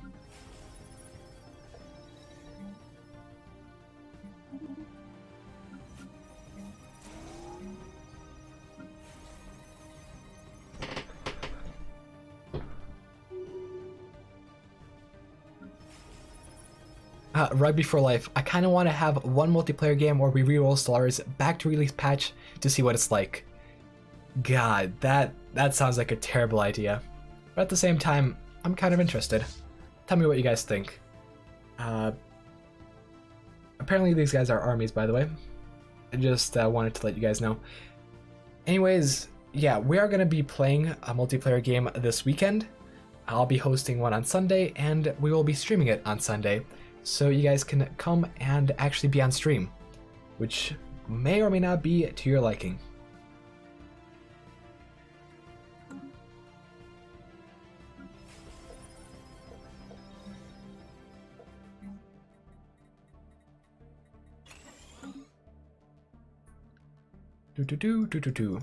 So far, our economy is actually looking quite good. Now, if we were to pass regulatory facilitation and get our workers to work harder, that'd be great, but unfortunately, we don't have nearly enough weight in the community. We're only number... I don't even know. We're probably number 4 or something. Or 5. Yeah, we really gotta get some diplomacy going. Hey there! Would you like to form a federation? Let's actually go for that. The next thing we do. Being in a federation should help us out significantly by having a federation fleet that we can contribute to and potentially take over.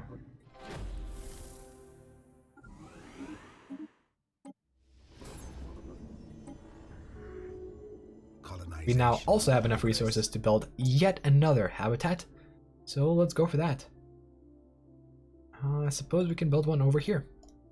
Wonderful. Oh, looks like Alexander has posted another poll about Rugby's idea. Rugby's idea, as a reminder, is playing a release patch multiplayer game, which I think is a horrible idea. Spaceport under attack.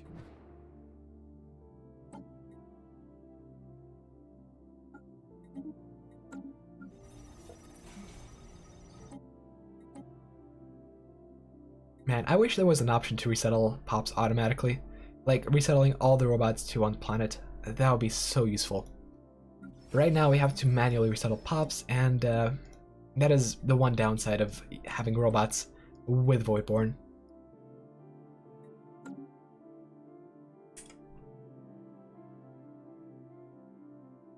Ooh, interesting. So far it's 50-50 on Rugby's idea. Come on, guys, join in, vote, and I genuinely want to know if you guys wanna see that. A release patch multiplayer game. Sounds so bad, but at the same time, it could be so good.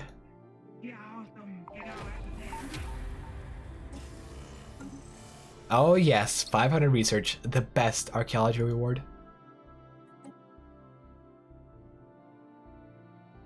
Technology secured.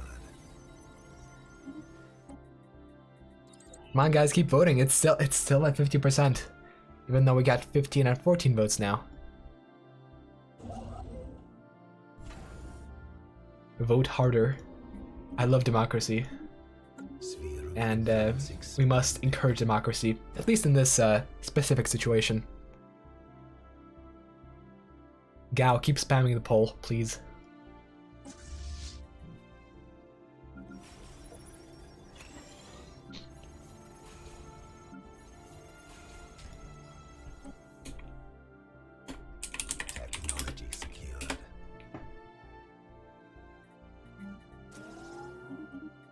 Ah, finally, mineral production. Mineral purification is gonna help us out significantly.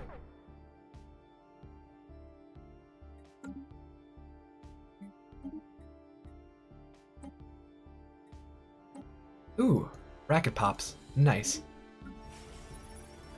And they took one of our pops. So I guess we paid for 5 pops. Not bad. I mean, we paid for 3 pops. What am I talking about? I can't do basic math.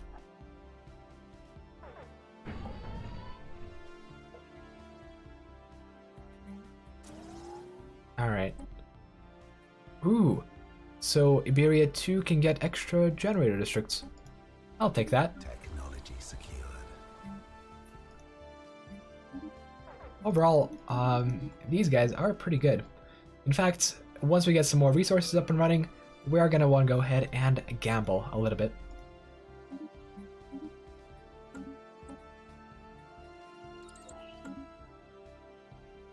God, the poll is still in dead heat. It's 45 to 55. We need more votes. Gao, keep spamming it. I must know. We must find this out once and for all.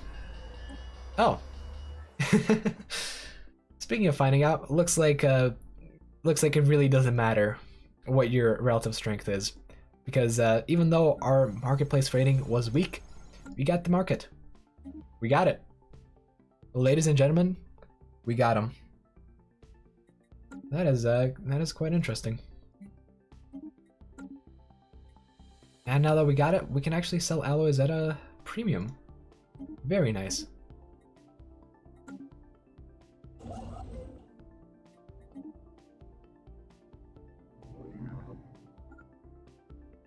Alright, let's keep colonizing. And we should get another couple habitats up and running very soon. Cruisers, god. Okay, now at this point, once we research cruisers, we're actually gonna just go and destroy some scrubs, because cruisers are just so strong, and I want to showcase them in this video once more. I have showcased them in the Content Creator Cold War, but here we have a more controlled environment.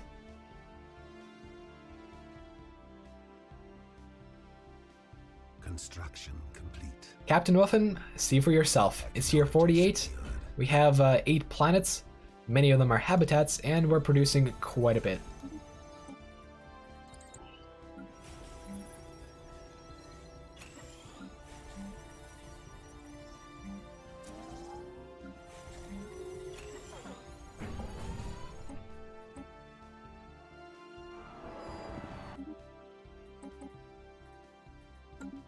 Come on, guys, stop complaining. Looks like we're gonna have to build more TVs for our population. TVs are what I call these things, civilian industries. After all, these consumer goods are purely television sets. We're not providing forks, we're not providing knives, we're not providing anything. All that the government provides for our people are television sets. And yes, we do provide a TV license.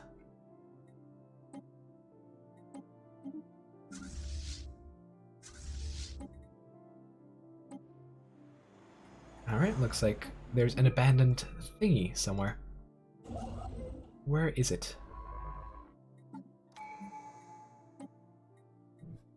We need to search it with a construction ship.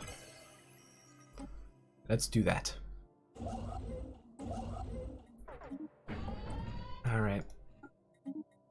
So much in rest. We really do need to get those factories up and running. Otherwise, our pops are gonna complain and complain and complain.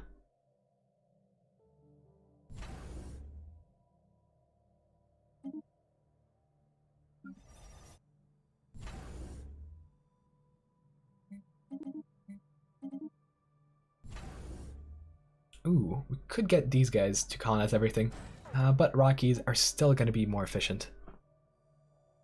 Technology secured. Rhodey, yeah, we provide a TV dinner, but without the tray, or dinner, but with a TV.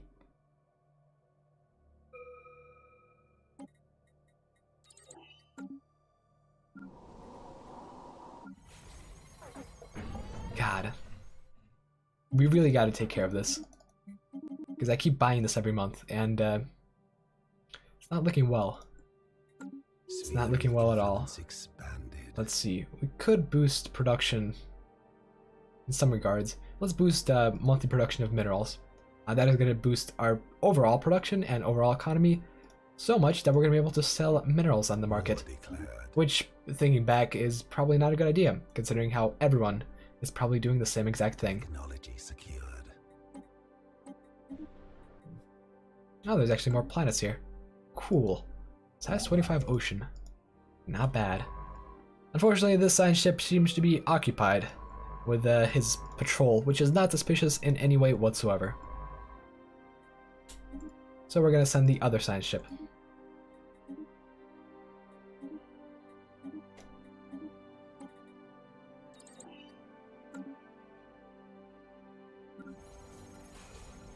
Alright, more civilian industries, more television sets.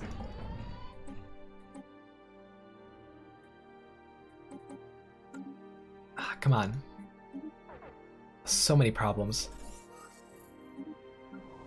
Looks like we have to prioritize some of this and build civilian industries on all our planetary colonies. Special project. Now, one thing is that I have still not encountered any sort of negative event from being on these low-hab worlds. Which is quite curious. Anyways, we have the option of paying a little bit. Oh, so we can potentially pay 200 minerals to get Numa's breath on another planet. However, we cannot afford this. Oh, we can afford this, but we have already purchased the product. That sucks. Why would they offer it again if they're just gonna say no immediately? Alright, Artisan Troop. I actually want to talk to those guys and get a few monuments going. Okay, so now we can go talk to them and buy 3 monuments. Where are they? Right, our peace, our peace, our peace. Perfect. And now these planets can get even more crazy values for amenities.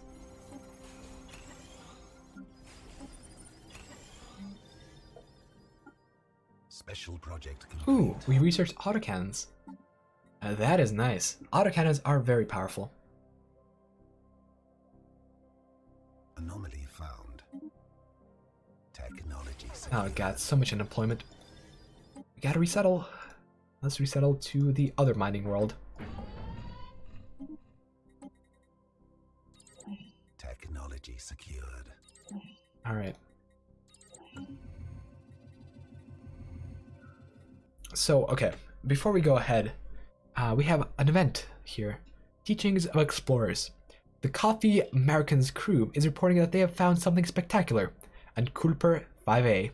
On the surface lies traces of an explorative expedition of another civilization. Left behind are some well-preserved documents and artifacts. The proposed action by Chief Science Officer Status Marius is to send the text findings to our homeworld for translation. There are also the possibility to send them off to a private investor. Yeah, we'll do that. Technology Sometimes we have to choose those vents because economy is just so important to maintain and upkeep. Very, very important. Let's build more commercial segments. Oh, I see why things weren't working, because we didn't actually have anyone employed. Ah, game. Why would you do this? Let's resettle some pops over here. That they can work the... Did that happen? Yeah, that happened. Okay, perfect. That way we can potentially fix our consumer goods problem. Yeah, there we go. And let's actually get more farming districts up and running. Oh yeah. Also, this planet, which has been built over a deposit of motes, is now gonna have some mote production. In fact, we're getting a max mote harvesting trap of +1, which means that we're gonna be able to build a mote trap. And that's gonna produce 2 motes instead of 1 that is produced normally on the planet. Overall, I don't think it's really worth it, since we can't really do too much with this habitat now, but I just wanted to show you guys what happens then.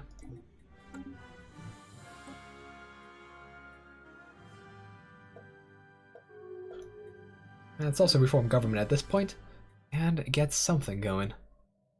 Now, what do we want? We can go for police state. but we don't really have enforcers. We could go for Philosopher King, because Philosopher King is now slightly better.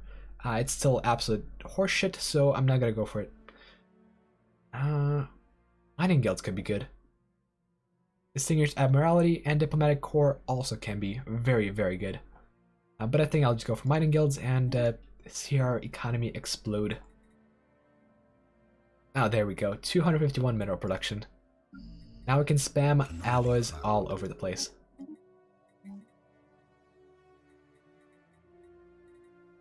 But before that, though, we probably want to go for some hollow theaters, because amenities are a big issue.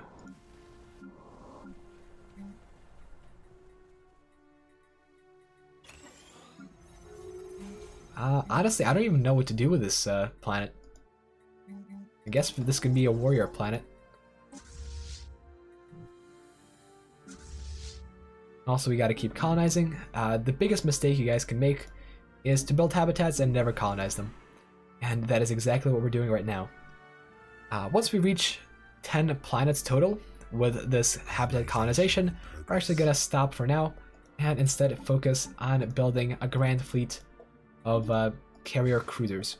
We have tier 2 improved strike and tier 2 point defense, as well as some nice railguns. So I think we should be able to go for a few of these ships and go to a couple wars and potentially win.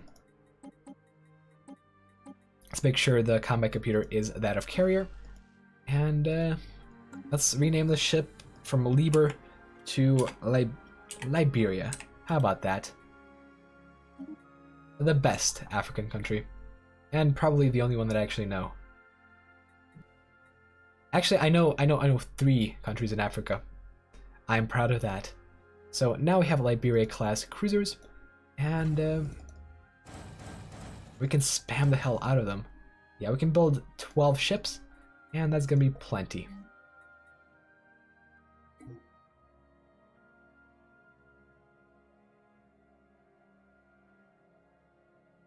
Star system charted. Oh my god, so I will get demonetized because I swore in this video. Wow, okay. Well, thing with YouTube and demonetization is that since the COVID outbreak, they haven't really had the staff to manually search through the videos. So if the automatic thingy flags me, yeah, I'm screwed. But at the same time, I have a good chance of just slipping through, you know? Yeah, Alexander, Liberia is the one African country that helped us for a bit. James Lamb, I have played Paradox games. However, I've mostly played Hearts of Iron, and Africa at that point is Algeria, South Africa, and France/Britain. So that's that.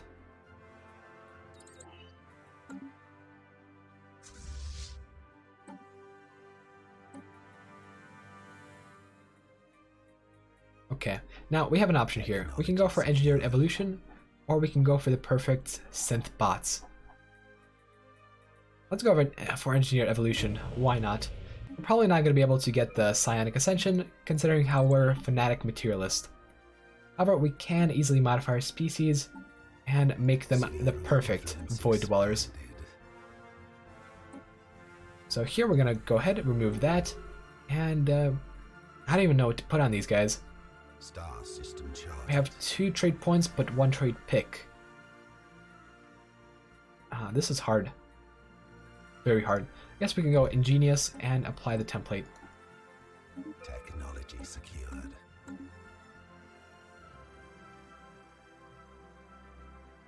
Neil Fori, I have never heard of Egypt. I don't know that country. That country does not exist. Oh my... game! Why do you do this?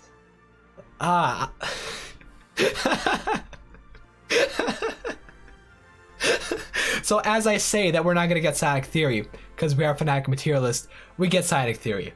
Okay, thank you, game. Alright, I should just shut up and not speak. God, that is... Bro. Okay, James Lamb. I have heard of. System I have heard of Chad.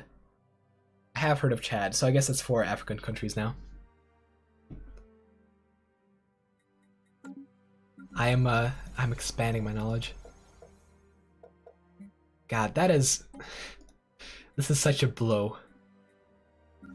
This reminds me of this one time when I was playing a weekend multiplayer game, which I host on my Discord. Please go ahead and join that if you haven't already. And what happened is I was in a massive war with this one dude, and I just underwent Psionic Ascension. I kept the fact that I was undergoing Psionic Ascension very secret, and right before his forces were starting to arrive, I got the Psionic Avatar as an option. So basically what happened is I unlocked the Shroud, and the Psionic Avatar was an option. So what happened is I looked at it, I saw that it was green, I was like, yes, this is exactly what's going to help me win. The capital was on the system with the choke, so it was going to appear there, but as I clicked the green option, it said no, and instead spawned a hostile Psionic Avatar. At that point, I surrendered because I knew the game had won. That's basically what happened.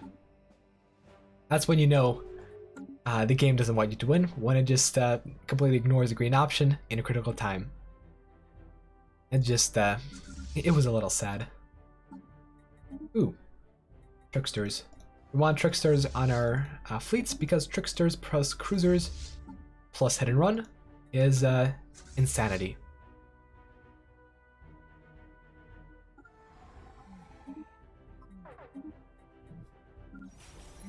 Alright, I guess we can build clone vats now, although I'm not sure if that's going to be too worthwhile. Yeah, why not? Let's build clone vats. Technology secured. So, Eroots, you're asking me what about this game appeals to me? Well, just to let you know... Oh my god, droids. Nice. Just to let you know, the thing that got me into this game at first was a simple screenshot. It was a screenshot of a big empire. It was in the top right corner of the galaxy, and it was big, red, had a massive fleet, and I just saw that and I'm like, damn, I want to build an empire. So that is why I now play small empires with just a couple systems. Yeah, things have changed, but the thing that got me interested initially was building a massive imperium and conquering the galaxy. I've conquered the galaxy only once actually, because doing so and cleaning up after you're like halfway there is a bit of a pain.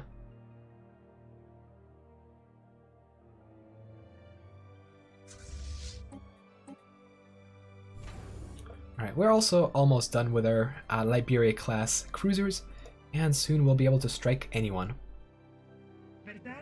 Well, maybe not these guys. We do want to ally with these guys once they come out of this war. For now, we'll just strike some Xenos. How about that? Let's also go for diplomacy, and that's going to allow us to actually do the Federation. And do the thing that, you know, this update is all about. Federation.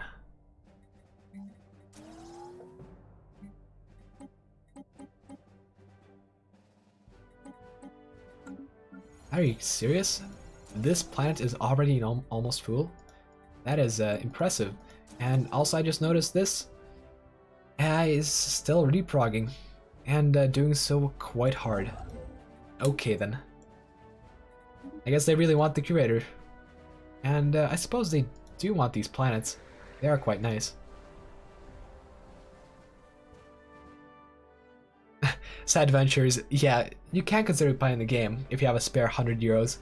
This game is quite expensive, although I think, let me check right now if it's on sale, but in the past couple of days it has been on sale. So let's go to Steam. I'm not showing you the screen right now just to not flash all of the games I have, and let's look up Stellaris. Oh, Stellaris is actually on sale right now. It's only $9.99, so if you're considering it, please don't go ahead and purchase it. It is worth it. It's definitely worth it. I've played about 1,500 hours just on Steam and about 500 hours on other platforms, including a pirated copy. Yeah, I did that. I admit to it. So yeah, this game is worth it.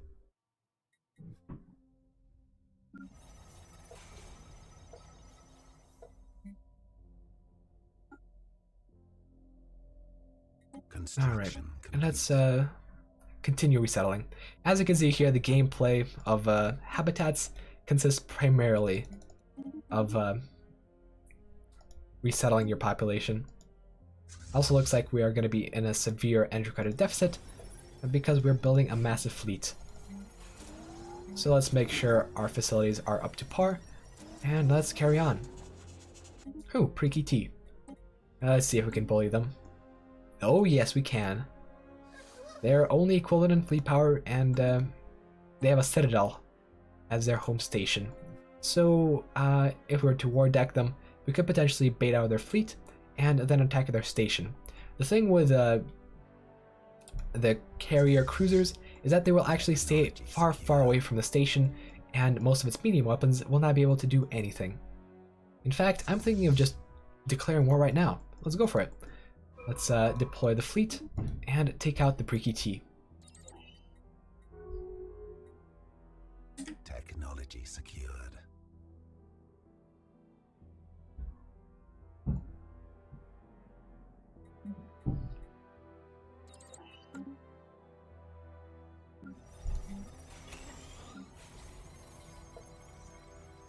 Alright. I guess we can build more ally foundries. Now, what is interesting is that even though we should be able to have access to upgraded ally plants relatively early on, we have not gotten them at any point.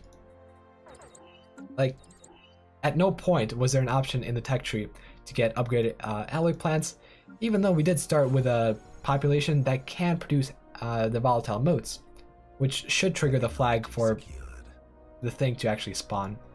But that is unfortunate. I guess it's just bad luck.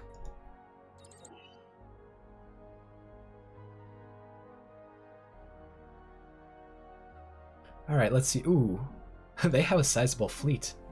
God damn. Let's check out their ships. So they have autocannons. Alright, pretty scary. They have mostly kinetics, it seems. Yeah, no point defense. So we could potentially take them on, and we could potentially win. Our fleet is quite strong. But I don't think it's gonna be a good idea, because it's gonna be an even fight, and that's the last thing that we want. Instead, let's just purge some pirates, and before that, let's actually purge these guys. Also, I'm now seeing criticism of me not min-maxing my science ships. Yeah, that's true. Sorry for that. I should probably go ahead and assist research. I always forget to do that. That is my one weakness, science ships. Sad Adventures, nice.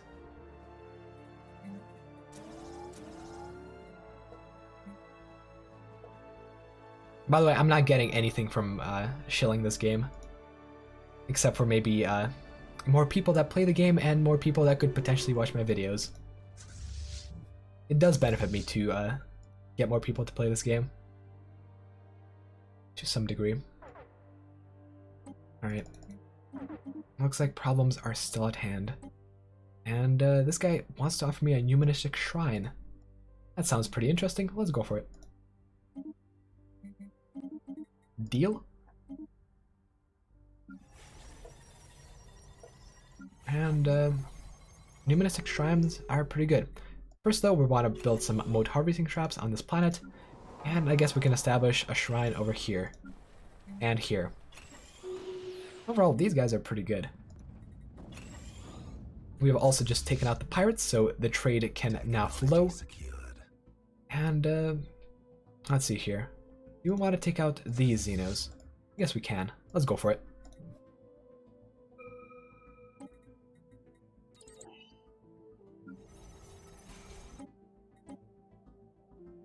Technology secured. All right. Let's go for 0-point reactors, and eventually we should be able to get some ring world action up and running.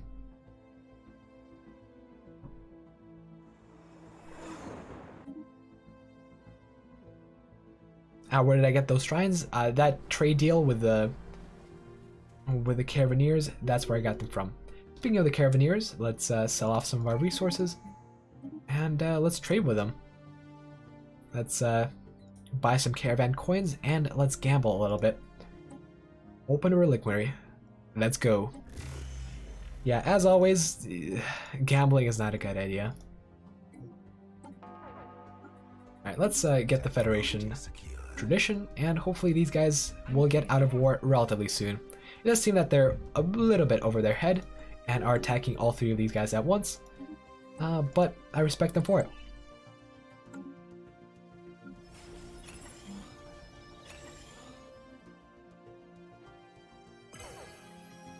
Yeah, numismatic shrines are actually pretty good. They give merchants. Also, looks like there's an election for the Galactic Council, and looks like we're going to be in. Wonderful. Wonderful. Come on. Yeah, it looks like we are far ahead of everyone else, so we shouldn't worry about getting onto the council. Nice. Oh, you know what? After we get into the council, I finally want a regulatory facilitation getting voted on. Alright, wonderful. We are on the council. And now... Alright. Now I think we can force this thing. Right? Yep. Regulatory facilitation on the Senate floor. And now we can finally get extra worker resource output.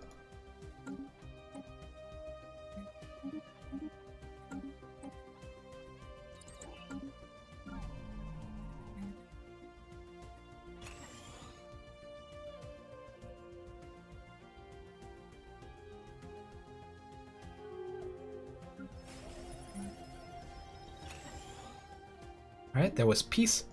And now I think we can form a federation with these guys. Let's do that. Ooh, interesting. So apparently we have a couple options here. We can either go for Galactic Union, which is the most generic and the most boring federation. We can go for a research cooperative, which will give us research agreements between us, but I mean, it's not really worth too much. And then a Martial Alliance, where we can get extra ship starting experience and extra ship build speed. Let's go for that.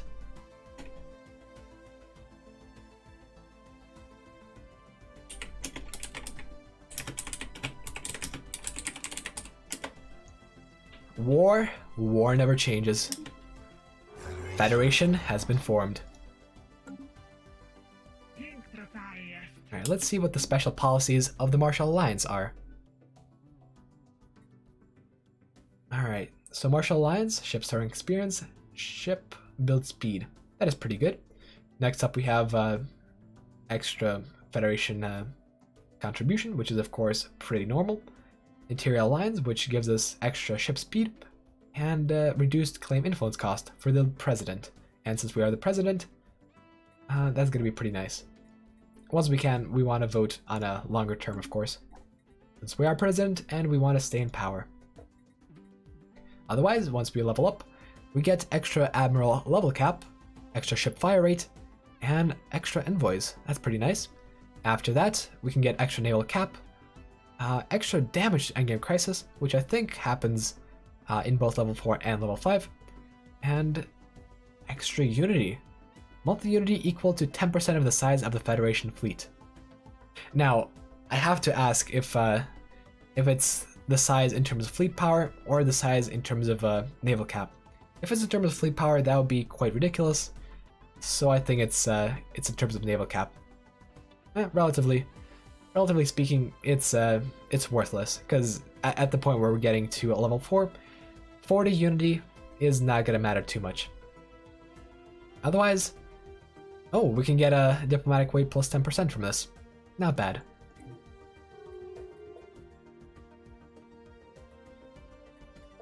Alright, looks like we also have an association status with someone. Not even sure who, but let's see here. Oh, they're just on the other side of the galaxy. I don't think we're going to be able to invite them to the Federation because distance is going to be a big problem. Let's see. Federation fleet construction, everyone can. Perfect. Hopefully our good friend over here actually does build some ships. Because if he does, then we will get more ships. And that's gonna be pretty good. First, let's design the ships though, that he builds the proper ones.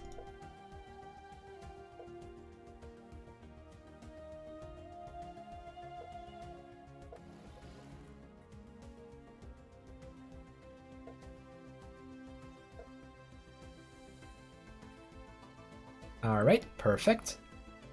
The cruisers are all we're really going to be concerned about, although I suppose we can design some better ships. Speaking of ship design, we will be covering ship design in a future video.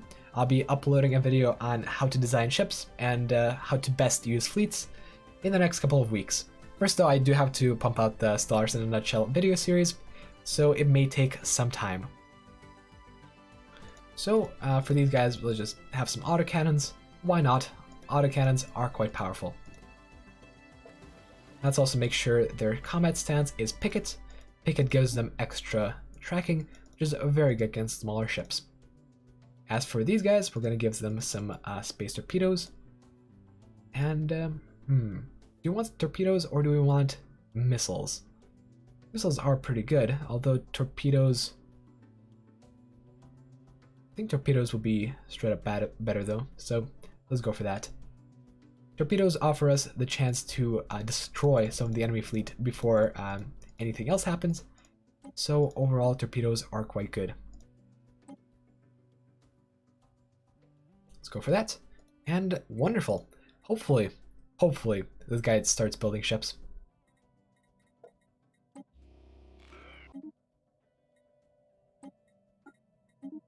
Alright, now we're near 64 and we have quite a bit of unity and research production. Now research production is not where I want it to be, and I think we can definitely increase that. We're spending way too many resources on alloys, consumer goods, and minerals. This can easily be optimized more than what I'm doing right now. Technology secured. Oh, Byzantium Crusader, you want to see the new Galactic Council resolutions? Yeah, sure. I'll show off the final tier of some of these guys. Now, I have showed off all of these in the CCCW streams before, but for now you can see some of the final ones. So, in Environment and Technology, we have the Paradise Initiative, which you can pause the video here and just check out the bonuses, but it gives quite a few things and hurts you quite a bit, so yeah, I would never want to go for that. As far as the other potential chain goes, we can get up to 10% extra researcher output, which is pretty nice. And there's also Planetary Decision that consumes 0 to fund extra dimensional research. Now, I have no idea what that does, but I certainly want to find out. Otherwise, we have a policy which actually gives us the preemptive war causes belly, which is a total war causes belly.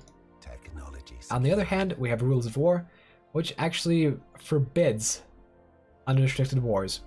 Yeah, if you're actually going ahead and warring as usual, you will be in breach of this resolution, and you will have significantly less power.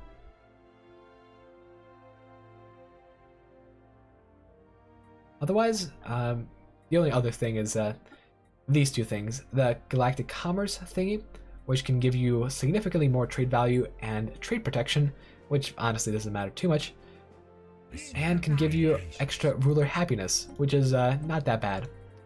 Otherwise, the branch that we're going for right now is industrial development, which eventually is gonna give us a decision to strip mine all our worlds to give mineral deposits. That is something that I want to go for. So hopefully it passes, and indeed looks like it will.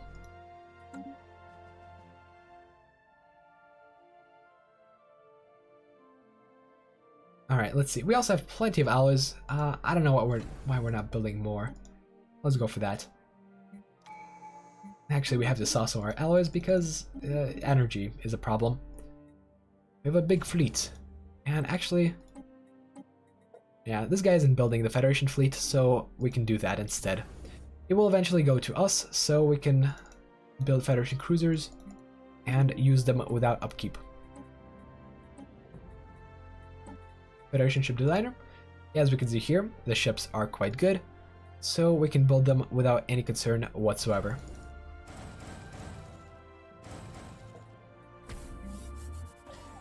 Alright, perfect. Byzantium Crusader, yeah, you can kick Galactic Council members, and you can become a permanent member of the Council. With a permanent member status, you can potentially just become the Senate. You can kick everyone off and become the only permanent member. At that point, you will have absolute, unlimited power.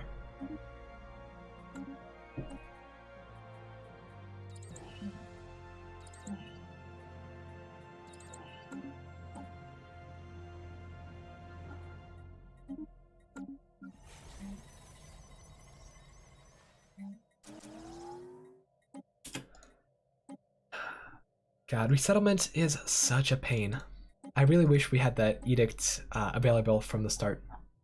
In case you don't know, if we went into the communism branch, we could get an edict to resettle pops automatically.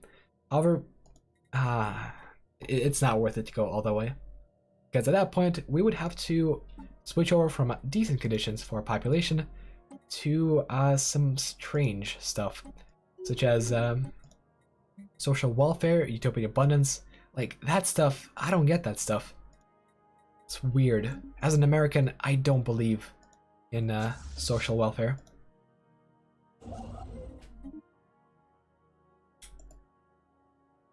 Technology secured. Alright. Also, we are now finally starting to run into housing issues. As you can see here, can't really do anything to build more housing except tear down districts and build habitation districts.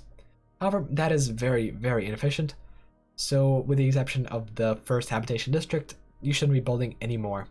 In fact, you should just ignore it. Just ignore the housing problem.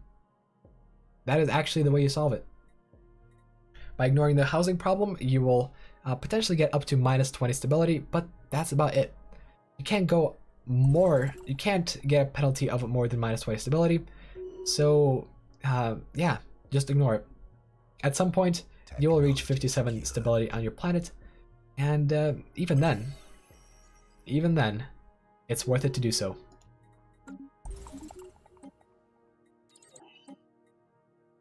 Technology secure. Right, looks like the resolution has passed, and we can propose the next thing once we can. Yeah, it looks like we're gonna have to wait 2,410 days for that.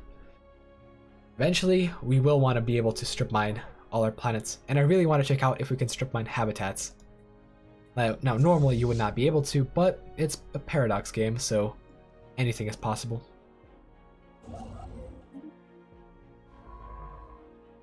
Also looks like we missed some primitives over here, which is a bit of a shame.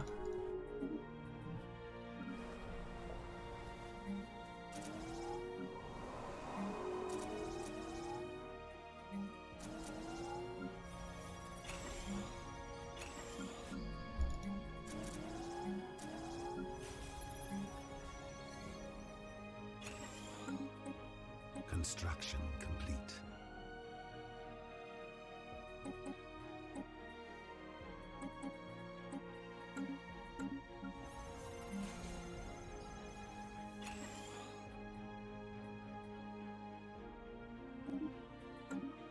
Alright. Ooh, advanced strikecraft. Nice. Construction If we can complete. put that on all our cruisers, they'll be so much more powerful. Technology secured.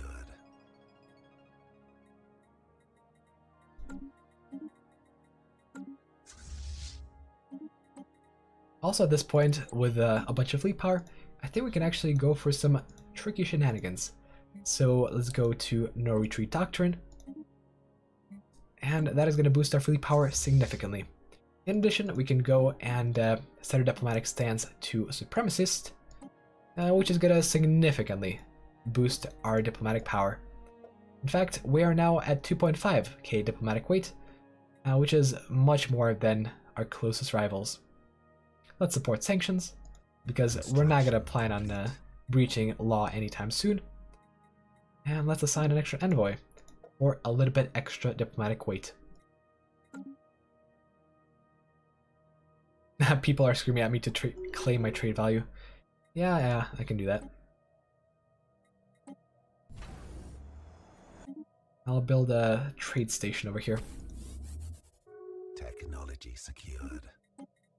Okay, let's go for extra research speed, and eventually we should be able to get synthetics. Synths are going to help out significantly, although I am thinking of doing something completely different with them. With robots, we can go ahead and make them servants. So... I don't actually have any extra traits. Let's take off durable. I would have to take off mass produced, which I don't want to do, but we can put on domestic protocols, and yeah, that's good. So domestic protocols will allow these guys to serve us and provide amenities if there's no job spots. Let's apply that to all of our pops and deal with this abomination that just spawned. Apparently there was a crossbreed between a Rocky and a Racket, and I gotta find it and purge it.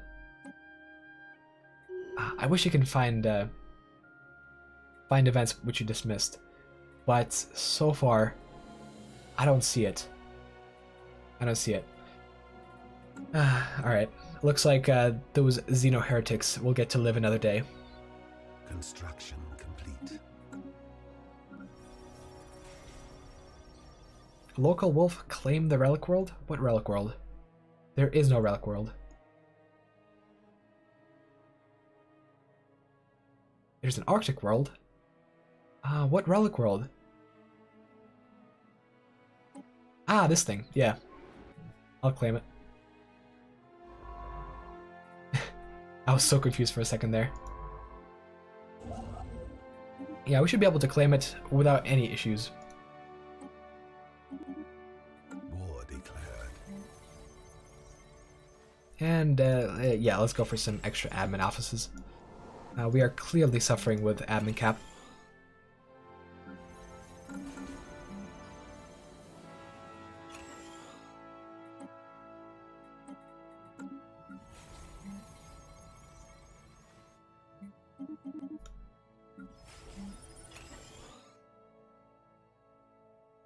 Rhodey, reduce your market fee to 10% for the big meme. Well, let's see. So far, our trade fee is 10%. Insider trading and market nexus. And now the market is actually very attractive to us. And we can sell stuff very easily and buy stuff very easily. It does look like the galaxy has a shortage of food, which is quite curious. Quite curious indeed. Let's see here. Our Federation fleet has room to grow. Let's go for more ships. Let's see if this guy will want to vote. Ooh, he will want to vote. Yes. Now we will be in power for quite a while.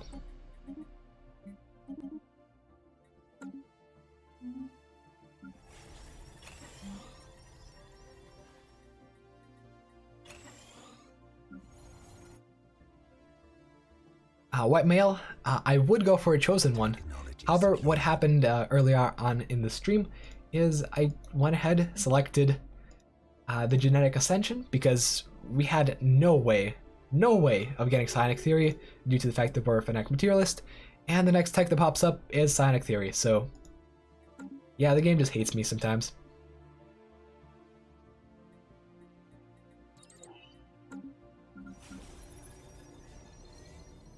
Amateurish author. With fed fleets, you basically just pay no upkeep. They're as good as the regular fleets. They get transferred to the president of the Federation, but otherwise they're free ships.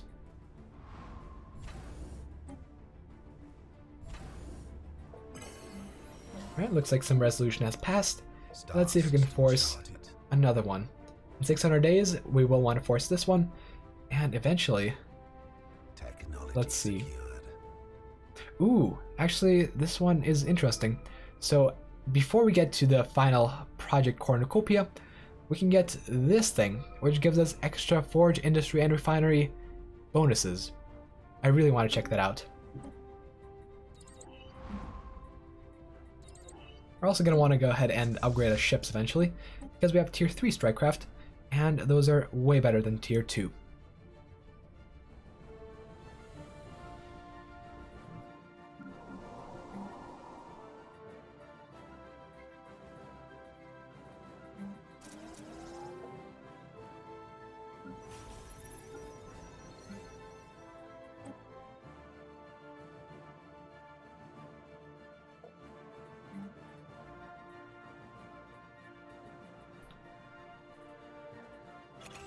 I don't really know what to build at this point. I guess let's build some alloys.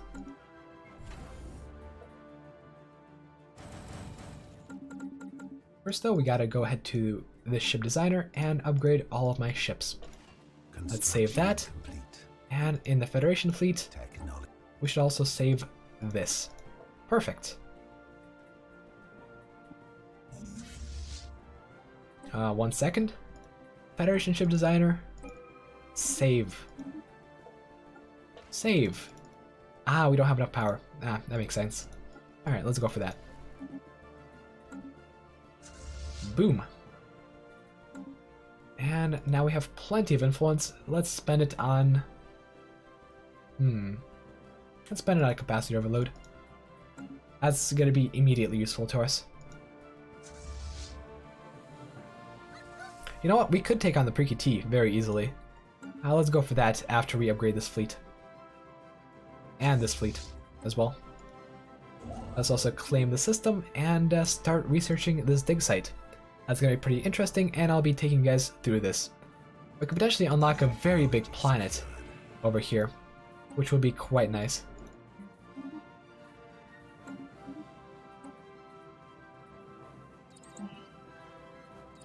Construction complete.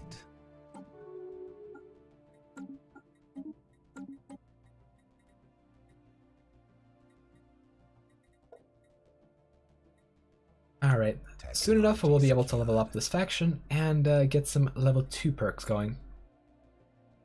Looks like this Federation, this Martial Alliance, is actually more centralized than some of the other alliances. For example, you already start with fleet contribution, and you can upgrade to stuff much easier. That's pretty nice. I'm a big fan.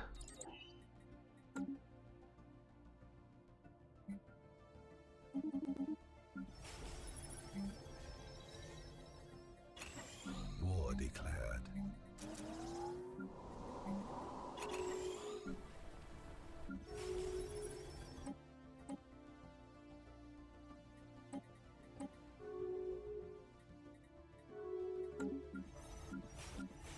Alrighty, things are looking good. Vessels Let's also check on the Senate, and technology secured. alright, looks like we can force this one. Collective waste management. Let's do an emergency measure once this one has passed.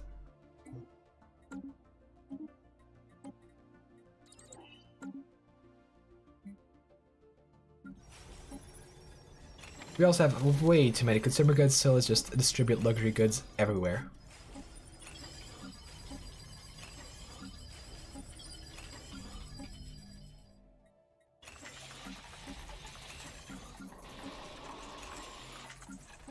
Perfect.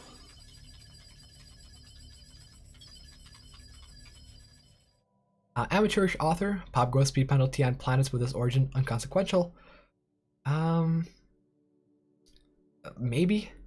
Like, realistically, the pops that are growing on your planets are not going to be the ones with the minus 60 growth speed, especially since you can specify which pops grow on it. So really, it is most inconsequential. The only thing is that you do lose the minus 15% production to everything. Oh, that's cool. So it looks like we have a criminal syndicate that's separated from the Preaky T. And these guys actually have close borders to me. Let's make them our vassal. And now they will open their borders. Anyways, let's... Now we can't merge these fleets. Let's just send them in and attack the Preaky T. This will help us bond the Federation because, you know, it's going to be some friendly fighting with our good allies. Realistically though, it doesn't do anything, but we can pretend. Okay, so gambling, as always, is not a good idea. You know, maybe it's just straight up a bad idea to gamble, because chances are we're gonna get the relinquiry. Not the relinquiry. How's it called? The Galatron. Yeah, that thing. We're gonna get that eventually, and I'm just gonna scream at the fact that this is not a Iron Man game and I cannot earn achievements. Although granted, I never do play with achievements, so I guess that's a moot point. Like, throughout all these hours of me playing the game, I don't have a single achievement. Because I've never once played Iron Man. Also, as you can see here, the fact that we made our robots able to serve, it is solving some issues on our planets, which is quite nice.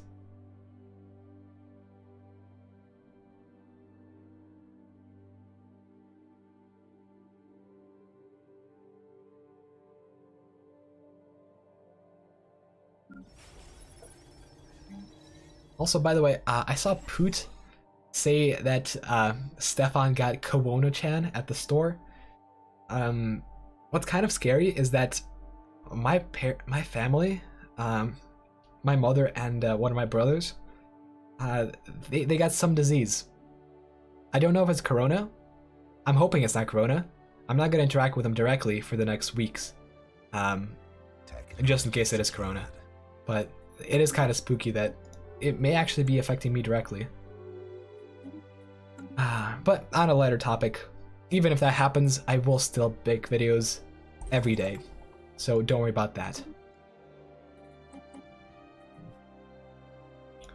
Oh, looks like there's some alien vessels over here. And what the hell is this? Yo, that is cool. That is cool. Construction. We're gonna have to check that out. Oh, finally, alloy megaforges. After all this time, it only took 79 years.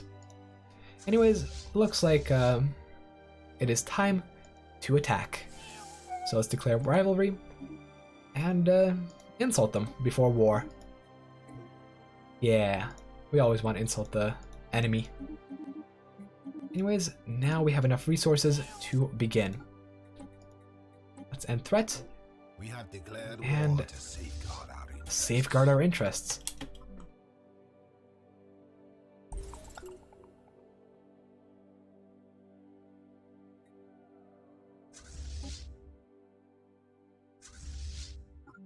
Alright, wonderful. Let's check out their citadel. It's only 10k fleet power. Easy. Especially since cruisers will stay very far away. Technology secured.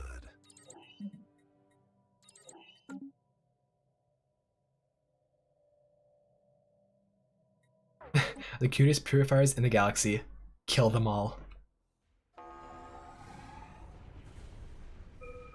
Yeah, as you can see here, these guys just stay out of range and the station just melts.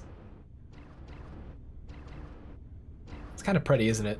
It's like a halo of death.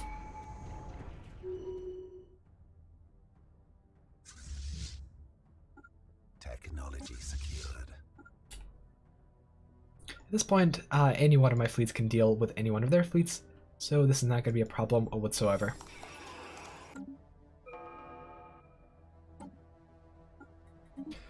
One thing we might want to do is actually build some armies. Fortunately, we can do some Rocky Gene Warrior armies, and these guys are going to be quite powerful. Attacking enemy assets.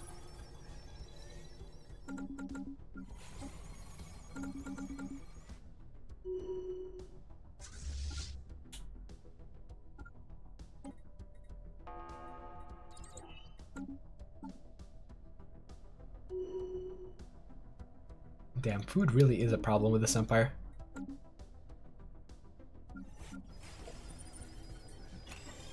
Well, let's get some more employment up and running. We can finally start upgrading our ally foundries, even though our build should have allowed us to do that about, 70 years ago.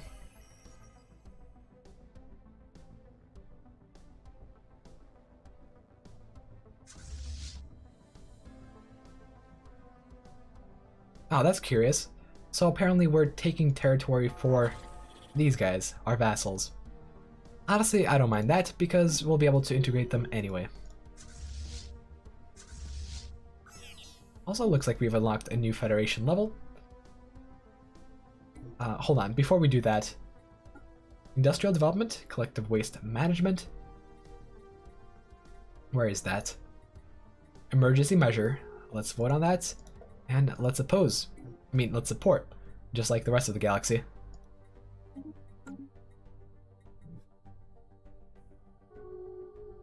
Technology secured. Oh wow, they're insulting me. Nah. You don't get to insult me.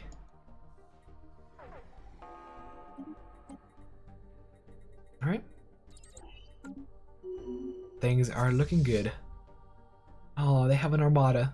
Oh, it's coming our way. Oh, that's cute.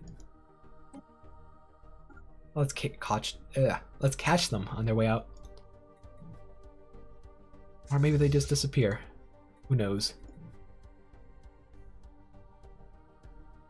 Yeah, they actually turned around.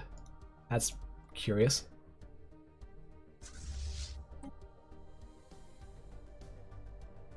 I'm Fleary, my dude. I am from the great country of the United States of America.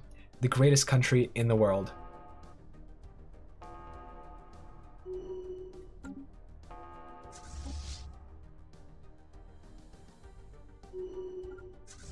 Alright, looks like we have taken care of the threat. And we have taken territory for the sake of the Detharakan Syndicate. Let's take more territory. The greatest country in the world, TM. You could say that.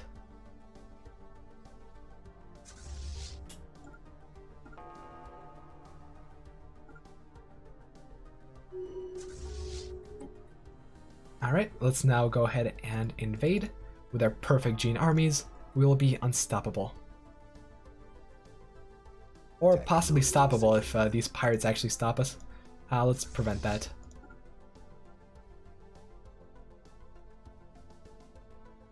Oh no, they're going around that station and instead going into the pirates. I see. Right. In that case, we can just send this fleet over there and send all our troops over here. How about that?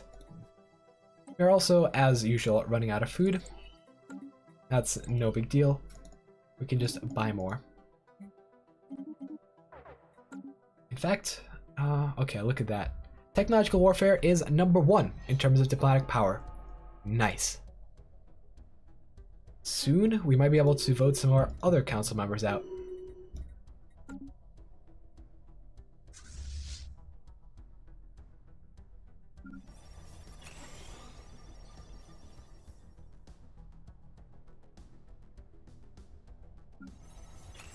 Oh my god, now there's gonna be politics in the chat. God. Okay, just keep the politics at a minimum, please. The only politics I'm up for are economics and Corona. Otherwise, please no. Please no talk of healthcare. Please.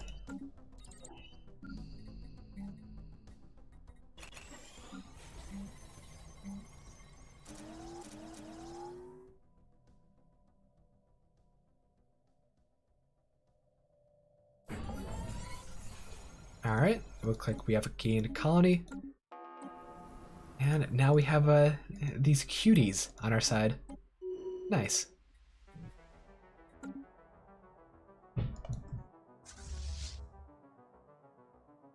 Technology secured. Ryan, healthcare is not eco. By eco, I mean the stock markets that have recently just crashed and made me lose a lot of money. God. At least crypto has not been doing too badly. Yeah, not badly at all.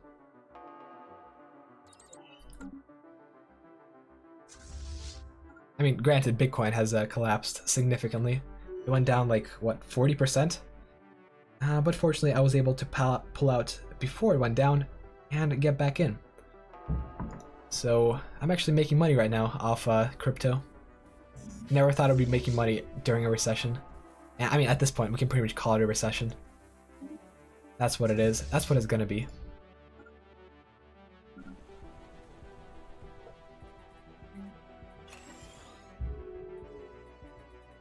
Alright, looks like we have discovered a wormhole. That is cool. It will be ours in a second.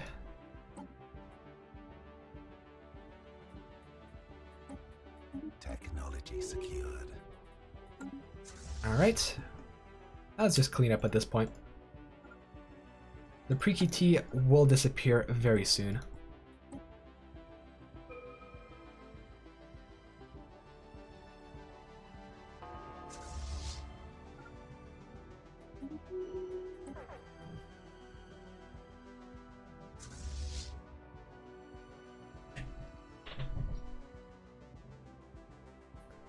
Even Machina coverage?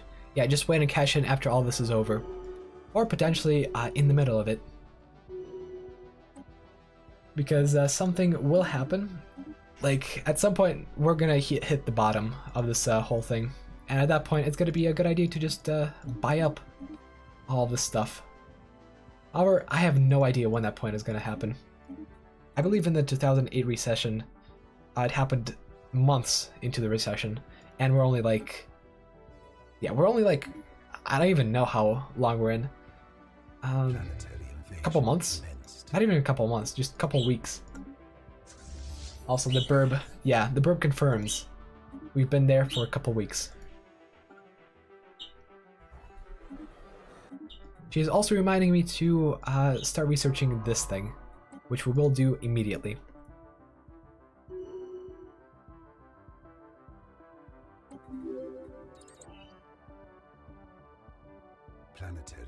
Ah, thank you, McFillery, my dude. Every Stellaris run in a nutshell. Yeah, just conquer and defeat everything. And talk about economics, of course.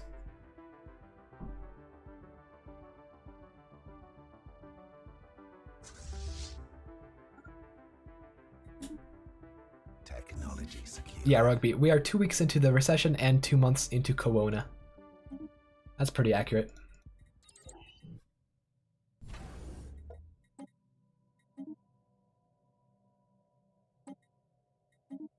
And we are also about 2 years from defeating these guys once and for all. Gotta start selling alloys. I think we might want to go ahead and Station under attack. either build more ships or build more habitats. And right now I'm not feeling like managing more habitats, so we're gonna build more ships.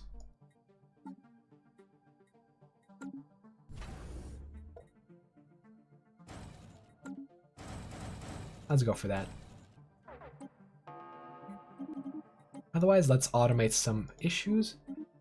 Let's make sure we're not going under with the trades and all. Instead, I'm willing to pay up a little bit more just to make sure we don't have to deal with the market at all in terms of strategic resources. Because after a while, it becomes really annoying.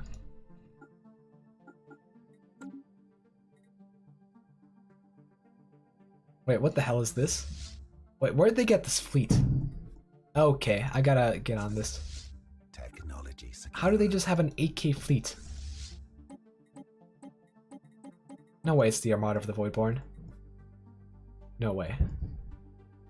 Alright, well, fortunately we have a 20K fleet, so they're not gonna stand a chance. Imagine being the poor pre-key T and having some rock monsters just destroy you. Alright. Also, as you can see here, we have negative 10 housing, and yet our stability is as high as ever. So just pretty much ignore housing, make sure your jobs, make sure you have enough jobs for your pops, and enough pops for your jobs, and you should be good.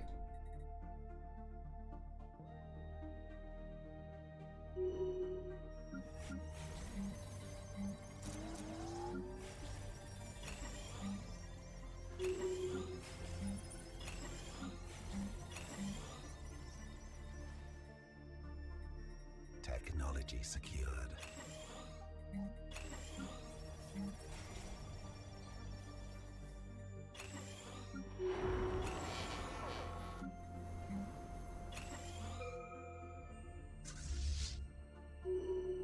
Alright, let's just set this fleet to chase the Pre-KT down. We should be faster than them since we have plus 20% sublight speed and pretty speedy cruisers.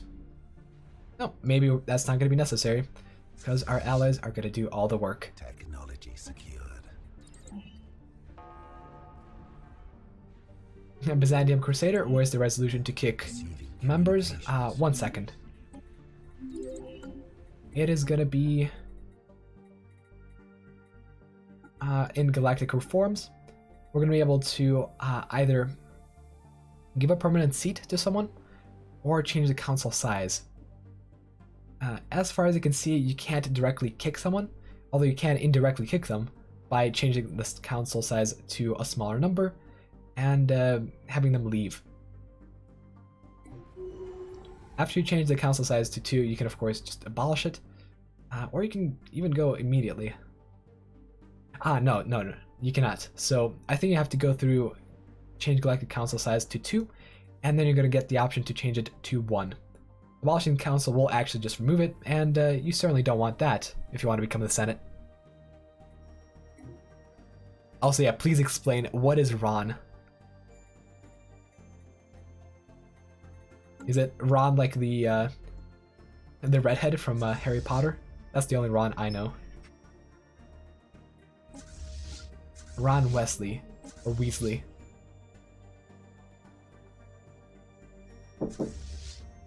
1 second. Alright, all is good. Spawn of 200, I am the Senate intensifies. Yes, soon we will become the Senate. At the very least, I want to be able to pass this resolution. And soon, I think we'll be able to force it. In only 1,500 days.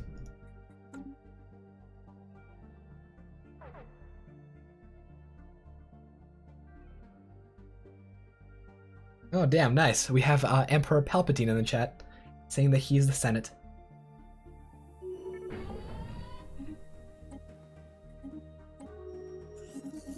If you think you have heard some Russian, yeah, I do speak Russian. I also speak German. So make of that what you will. War declared.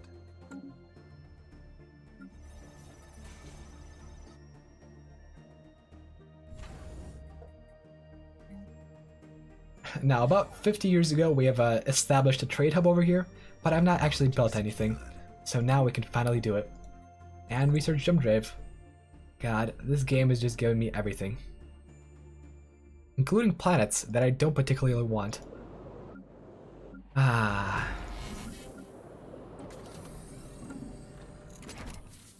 let's build more ships, because I guess I can build more ships. There's nothing much else to do. We don't have any megastructure researched, and I really would rather not build more habitats to manage. Alright, let's take a look at our designer. And get some battleships going, because battleships are where it's at. Okay, looks like we don't actually have neutron torpedoes unlocked yet. So I suppose we can continue and carry on with cruisers for now. Cruisers aren't that bad, and they're still somewhat useful later on.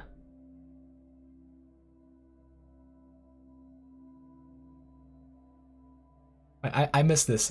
Yeah, Byzantium Crusader, no worries. What is Ron? I genuinely want to know, what is Ron? I missed this in the chat.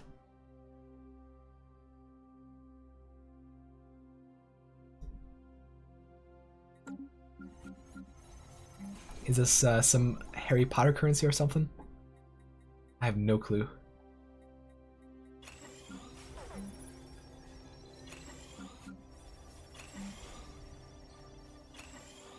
Romanian currency. Alright.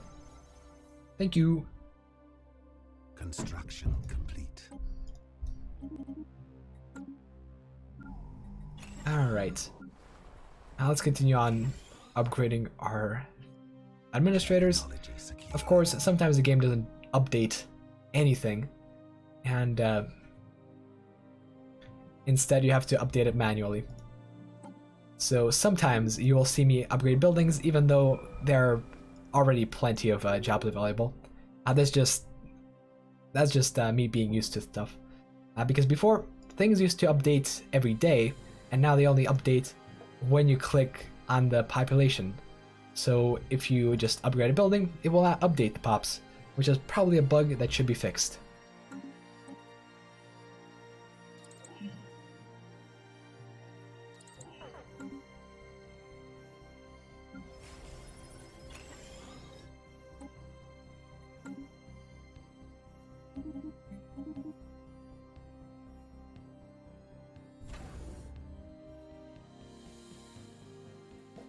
Right, now one annoying thing that AI likes to do is just upgrade some stations while at war and not really build anything on them.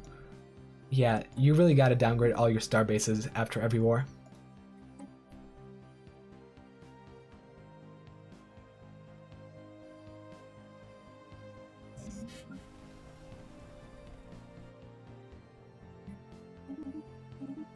God, we're producing way too many alloys.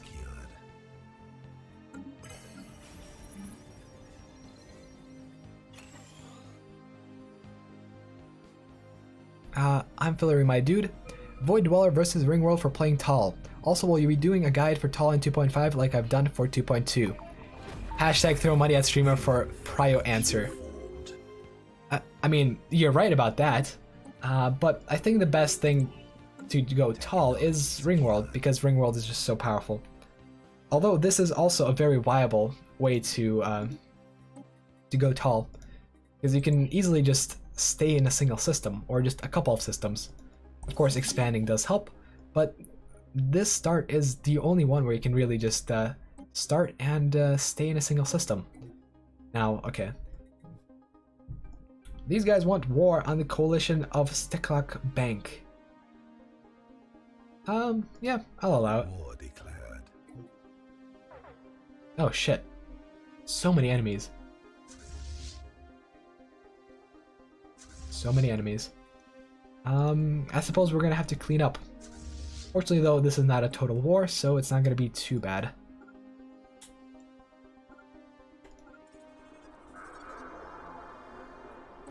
What is this? Pacifist attraction? God. Imagine unironically being a pacifist. Alright, we have also unlocked this planet. Oh, I thought it was gonna stay shielded for a second there. That would have been awesome. But no, it's just a relic world, which is size 26. So I guess that's pretty good. We should also probably get some food production up and running. We have a lot of pricky tea that we have to feed.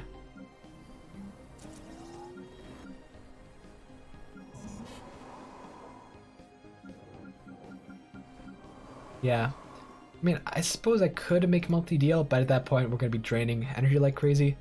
So I'll just annoy myself with buying food until I can not take it any longer, and I'll just start really taking care of the problem. That's what I usually do. Like with strategic resources, you do want to have monthly deals. However, with things like a food deficit, you generally don't want to have a monthly trade deal because you do want to solve a problem as soon as possible, and having to click on it will remind you every time.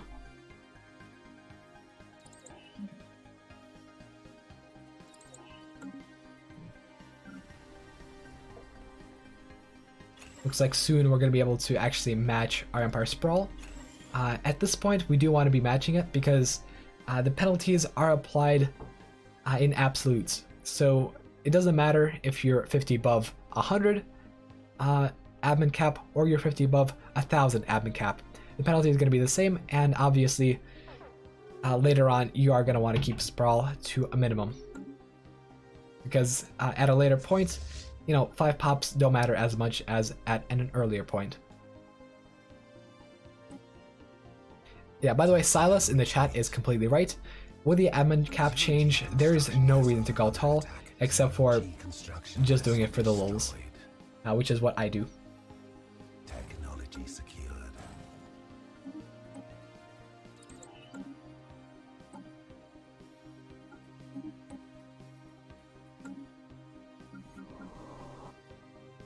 Also, quick update on this science ship. It has been trying to trigger the worm for the past 80 years or so. And so far, success has not been on the menu. Fortunately, the lithoids do live long, and so the science ship and the scientists have been just going back and forth for the past 80 years. I cannot imagine what it's like to be this guy. Like, he's just sitting in a science ship, going back and forth. Like, he has to be on the science ship so that we get the event, but I don't think he has really anything to do. If they have space Wi-Fi, I suppose he could be a galactic streamer, but if they don't, and going through hyperlanes interrupts streams, that would kind of suck. Speaking of kind of suck, we really gotta get our food production up and running. Actually, I think we have pretty much as many agriculture districts as we can get. We can always build more, but food is really a problem with us. Let's actually see. Do pops produce a base 6 amount of food? Yes, they do. Alright, so being a lithoid empire does not affect this. However, we simply don't have enough farming districts. That is an issue. Technology secured.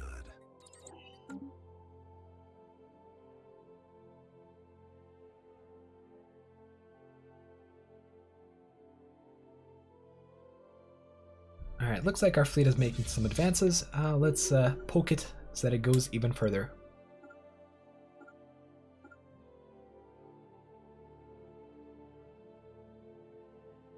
I suppose we can send our secondary fleet over here to the event horizon, and you can potentially help the science ship go between 2 black holes instead of going to a black hole once every 3 jumps.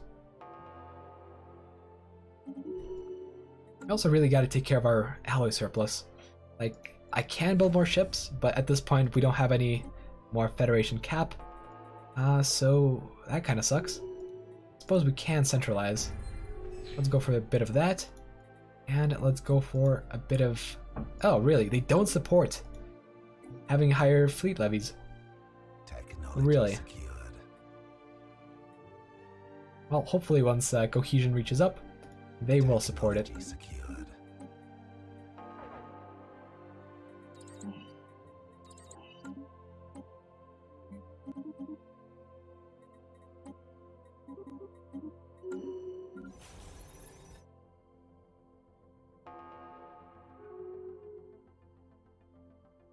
Technology secured. Right, Minister of Production, always good. Let's get our transport fleets. Oh, I think they all died. Alright. Let's go for Army Recruitment Round 2. Won't tell them that they all died because of a slight mistake by the High Command. They'll just think they sacrificed themselves valiantly in combat. Yeah, that's what I'll tell my population.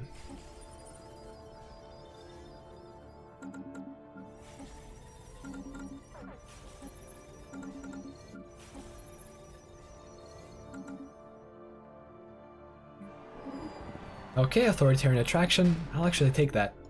Actually, let's go ahead and check out this spread of factions over here. Pretty much every faction has like 10% support, and there is no centralization anywhere. Yeah, paradox. They broke it. Technology secured. Some factions are better than others, such as this Martial Supremacy Alliance, because it is part of our governing ethics. However, it's still 13% versus 16%, so it's not that much. Which is kind of a shame. Technology Also, secured. what do you guys think? Let's go to an upgraded living standard, at least for the Rockies. Instead of decent conditions, we can go to academic privilege and spend some of our consumer goods and turn them even into more production. Let's spend even more of our influence, and let's actually go for farming subsidies. Let's see if that actually does anything. A little bit. Our problems are slowly getting solved by pop growth.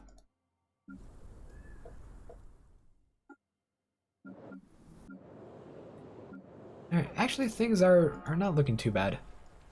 If we prioritize farming, we can get into a decent spot with food where we don't have to worry about it constantly. That's good. Oh, really? You want to buy 2 pots for 200 crystals? No. We're not doing that. Let's see if we can actually buy pops on the market.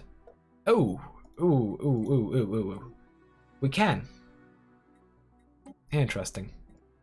Alright, looks like there are quite a few slaves, and quite a few lithoids as well. However, the thing that interests me most right now are robots, because robots don't require as much upkeep. Jesus, there's a lot of robots. Okay. Let's go to our newly developed planets, and buy them some pops.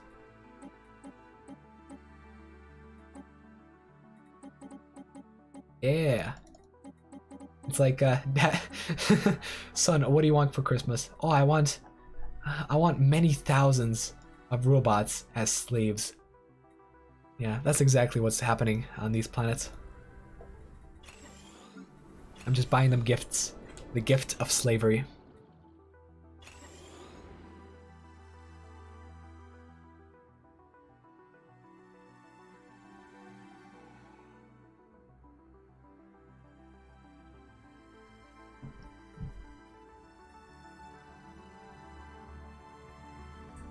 Cerberus 189.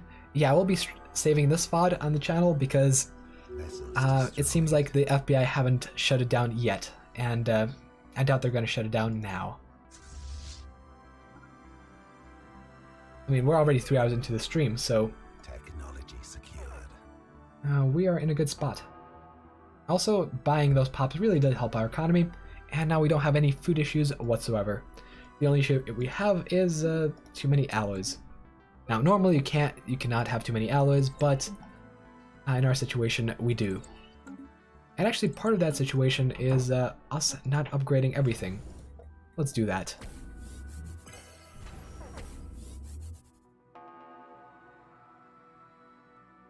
Alright, let's set up some choke points. Even though we probably don't need them since our fleet is so powerful.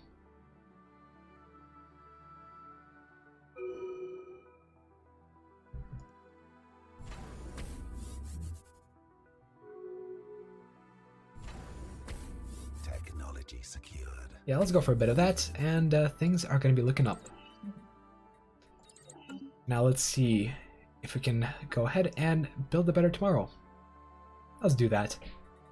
And I think I will be able to force it as an emergency measure after the Senate passes this stuff.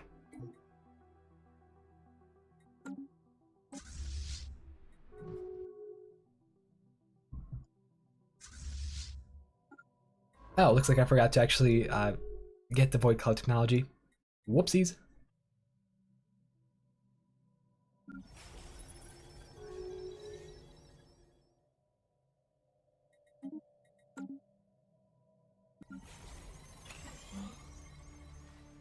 Zero-G mining platform disrupted.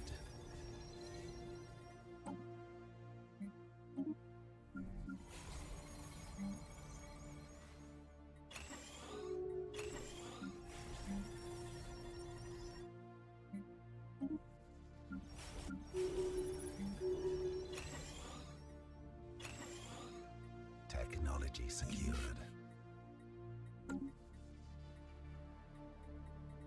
Construction complete.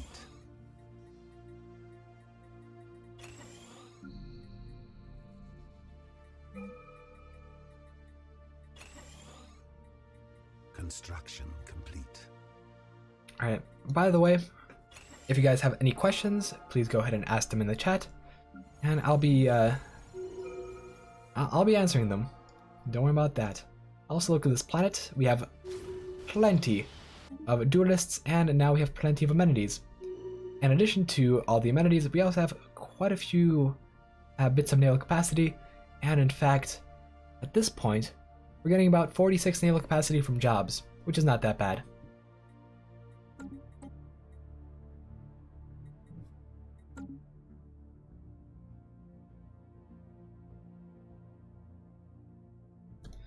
Alright. About how much longer do you think the stream will go on for? What do you guys think? I mean, we're in a good spot. However, I do want to showcase one resolution at the very least, which is this one. I want to see what the additional bonuses are for building a better tomorrow.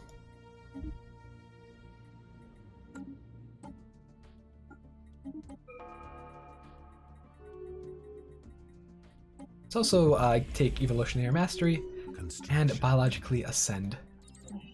Now, of course, we have quite a few Xeno populations in our empire, so we are going to have to do quite a bit of gene modding. Philip Destroyer, the most OP start, is by far the Ringworld start. I will be uploading a video on that, which will be a cut down version of the stream. As far as this stream goes, I may cut it down, although so far it's looking quite well, and there's no jarring interruption in the middle to make me think otherwise.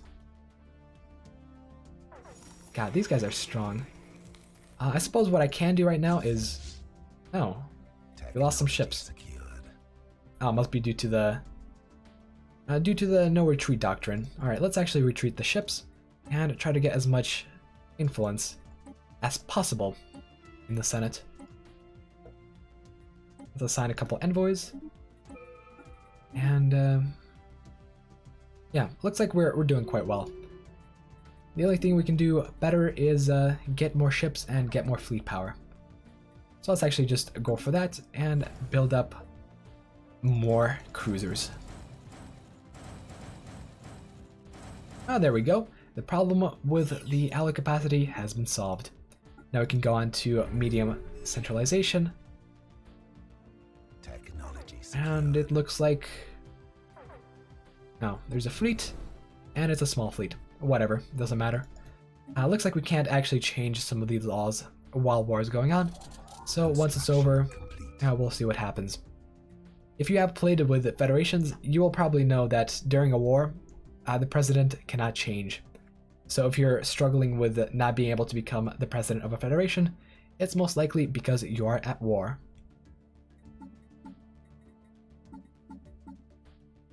Stefan and battleships. Let's see what sort of state we have for battleships.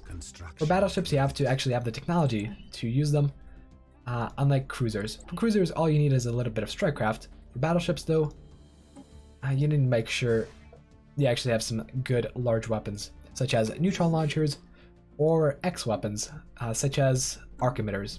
If you don't have any of those, you might as well not have battleships. Cruisers up to that point are going to be better. Technology secured.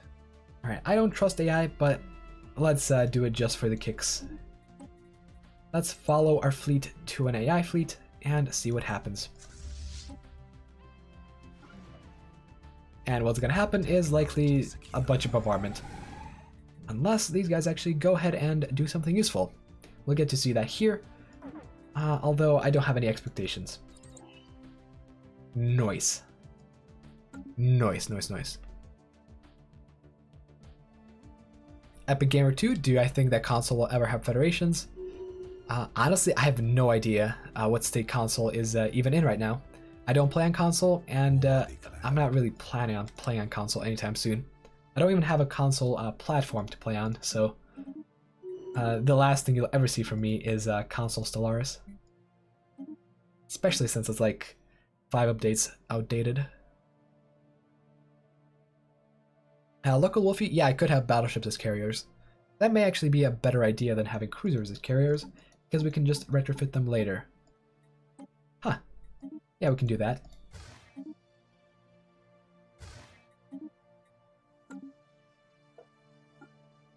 Let's not even mount any weapons, let's just have strikecraft on them. Strikecraft and point defense. I'll give in a few weapons.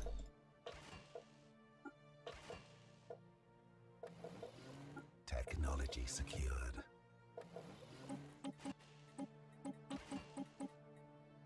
Alright, there we go.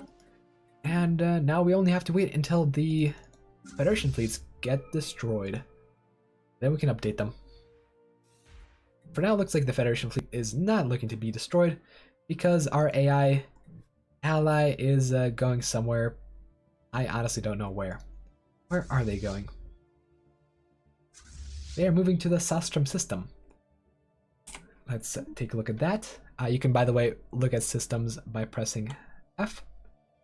And it looks like it's just changing all over the place. Palderjratron is over there, and they seem to be taking a route all the way around to get there. Okay, let's take a look at this. Apparently we are now in a breach of galactic law because we don't have enough naval capacity. We don't have enough ships under our naval capacity. It's like, really, man? Really? Well, I guess we have to design our own ships and actually pay for them. So let's do that. Boopity boppity. We're going to go through the exact same process once more. And make sure we have decent ships. We don't want to be excluded from the Galactic Council because we do want some things passed.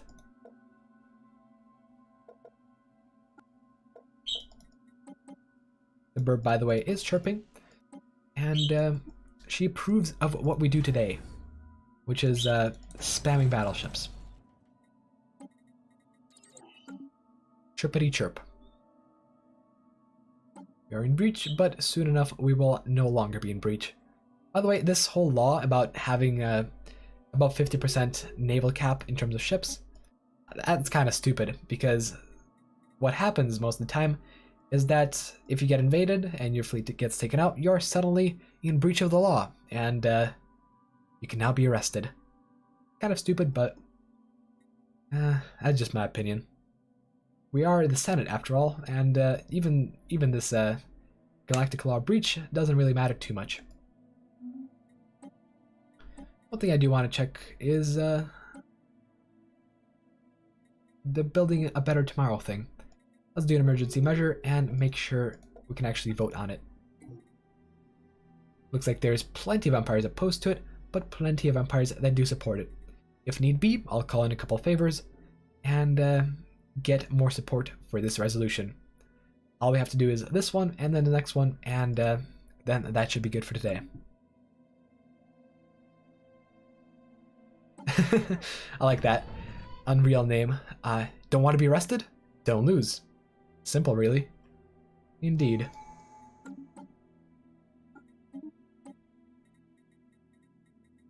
Alright. Technology secured. Hopefully at this point we're gonna start getting megastructure technology, although I don't think we're gonna be able to really play around with it too much. At least not today.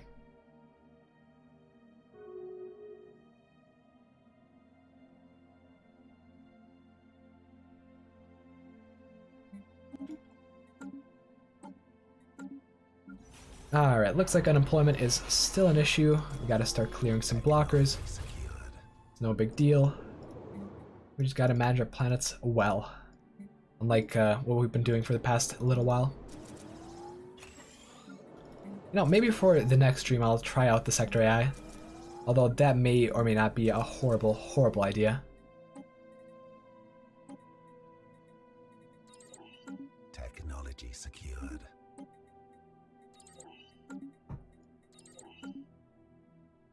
That looks like our fleet is finally getting built. Now let's get more battleships in. And get more shipyards in to build battleships faster. That way we will soon be out of the reach of the Galactic Claw, and we will no longer be in breach. I don't think we do suffer any consequences though, since we would need sanctions for it. Let's see here. Sanctions. Oh, actually there are sanctions. Sanctions are minor, and they give minus 10% naval cap. Now that's curious. That's actually curious. So, minor military sanctions, with the reduction to naval capacity, they could put you below in naval cap and could actually make your fleets have above 50% naval capacity. That would make you go outside of the sanctions, but the moment the sanctions are repealed, it would go back inside the sanctions. I want to try that. I really do want to try that. That could be really interesting. could crash the game. If it does, that would kind of suck, but I'll take it. It's for science.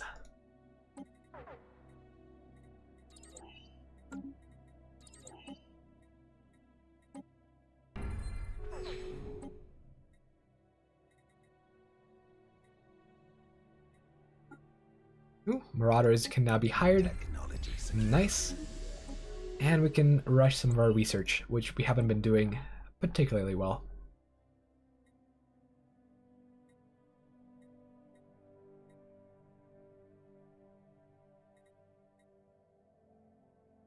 Yeah, so far we're getting quite a few bonuses from being in this federation, including a plus 10% to ship fire rate, which really does help us in the Galactic Council because our fleets are just so good. Technology secured. Ah, interesting.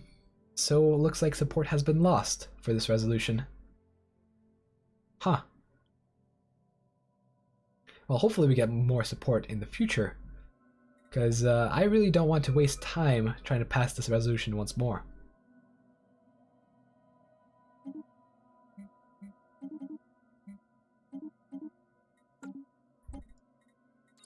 Let's see, are we gonna have to get favors from other people? We might have to. Let's go to these guys and do some trading. Oh, really? You guys are really hostile? Okay, let's get favors from someone else. These guys are friendly, so we can potentially get some favors from them. 10 favors will cost us... Ooh, that's actually going to cost us quite a bit. Let's see. We have plenty of consumer goods. Yeah, I can trade consumer goods for favors. Let's do that.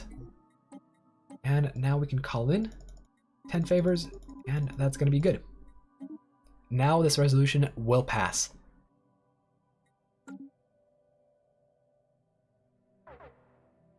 Local Wolfie, yeah, Galactic Council is best in MP, and in fact, once the weekend multi comes around, we will be doing some Galactic Council shenanigans.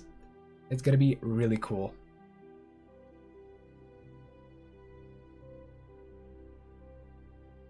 By the way, I only see 115 likes. We need more. Come on. Come on, guys. Like for the robots. Like for the pebbles, and like for the burb.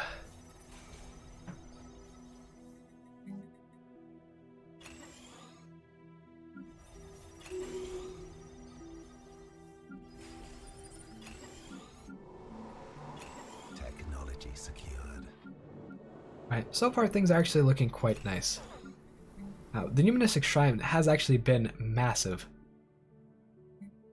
so far, so we can go ahead, put that in all our planets, and fix basically all our problems.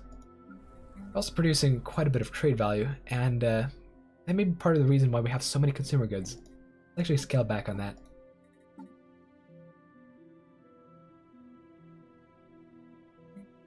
Trade policy, wealth creation. Perfect.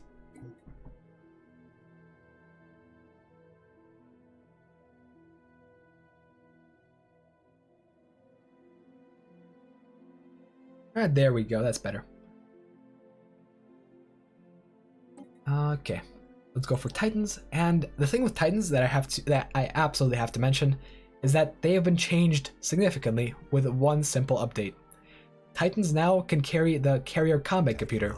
They were not able to do that in 2.6 or at any time before that. So now they can potentially just stay at 150 range and shoot from long range as they're supposed to. Which is awesome, which is exactly what we needed in this game.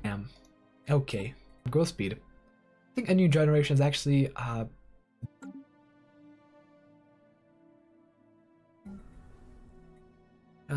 for protectorate status. That's really curious. Even though we're a little blob in the corner of the galaxy with a bunch of weird floating metal hunks, we're doing quite well. Quite well indeed.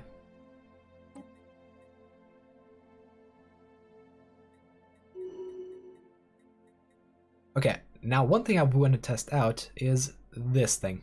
Now I know I can go for Master Builders, but One Vision sounds a little bit more interesting. Let's see if this actually helps us consolidate factions at all. Because so far, pretty much everything is at 10% and nothing matters. Yeah, it looks like things haven't been changed, like, at all.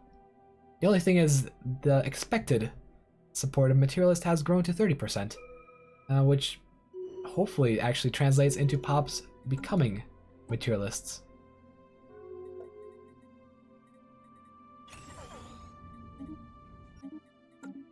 Alright, pirates have been sighted. Let's send in our massive battleship stack.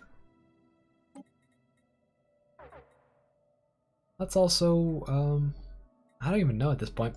Chemical bliss. At some point I want to see how hard our economy collapses because of chemical bliss. I really, really just want to know.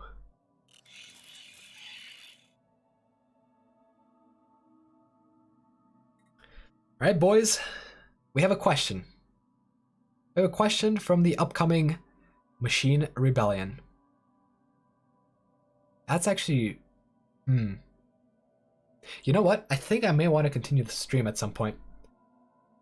I think we continue this stream tomorrow. There's still quite a few things to cover in terms of diplomacy and becoming the Senate. So I think I will continue the stream tomorrow with the question at mind. Because this thing means that we're going to have a Machine Rebellion within the next 30 years or so. And I'm not planning on, you know, playing for the next 30 years since this stream has already been happening for so long. Anyways, next time when we do a stream, it will be tomorrow at the same time. And I will have a straw poll up so that you guys can vote on what to answer to this question. So, thanks everyone for watching, and I'll see you guys in the next one. Bye-bye.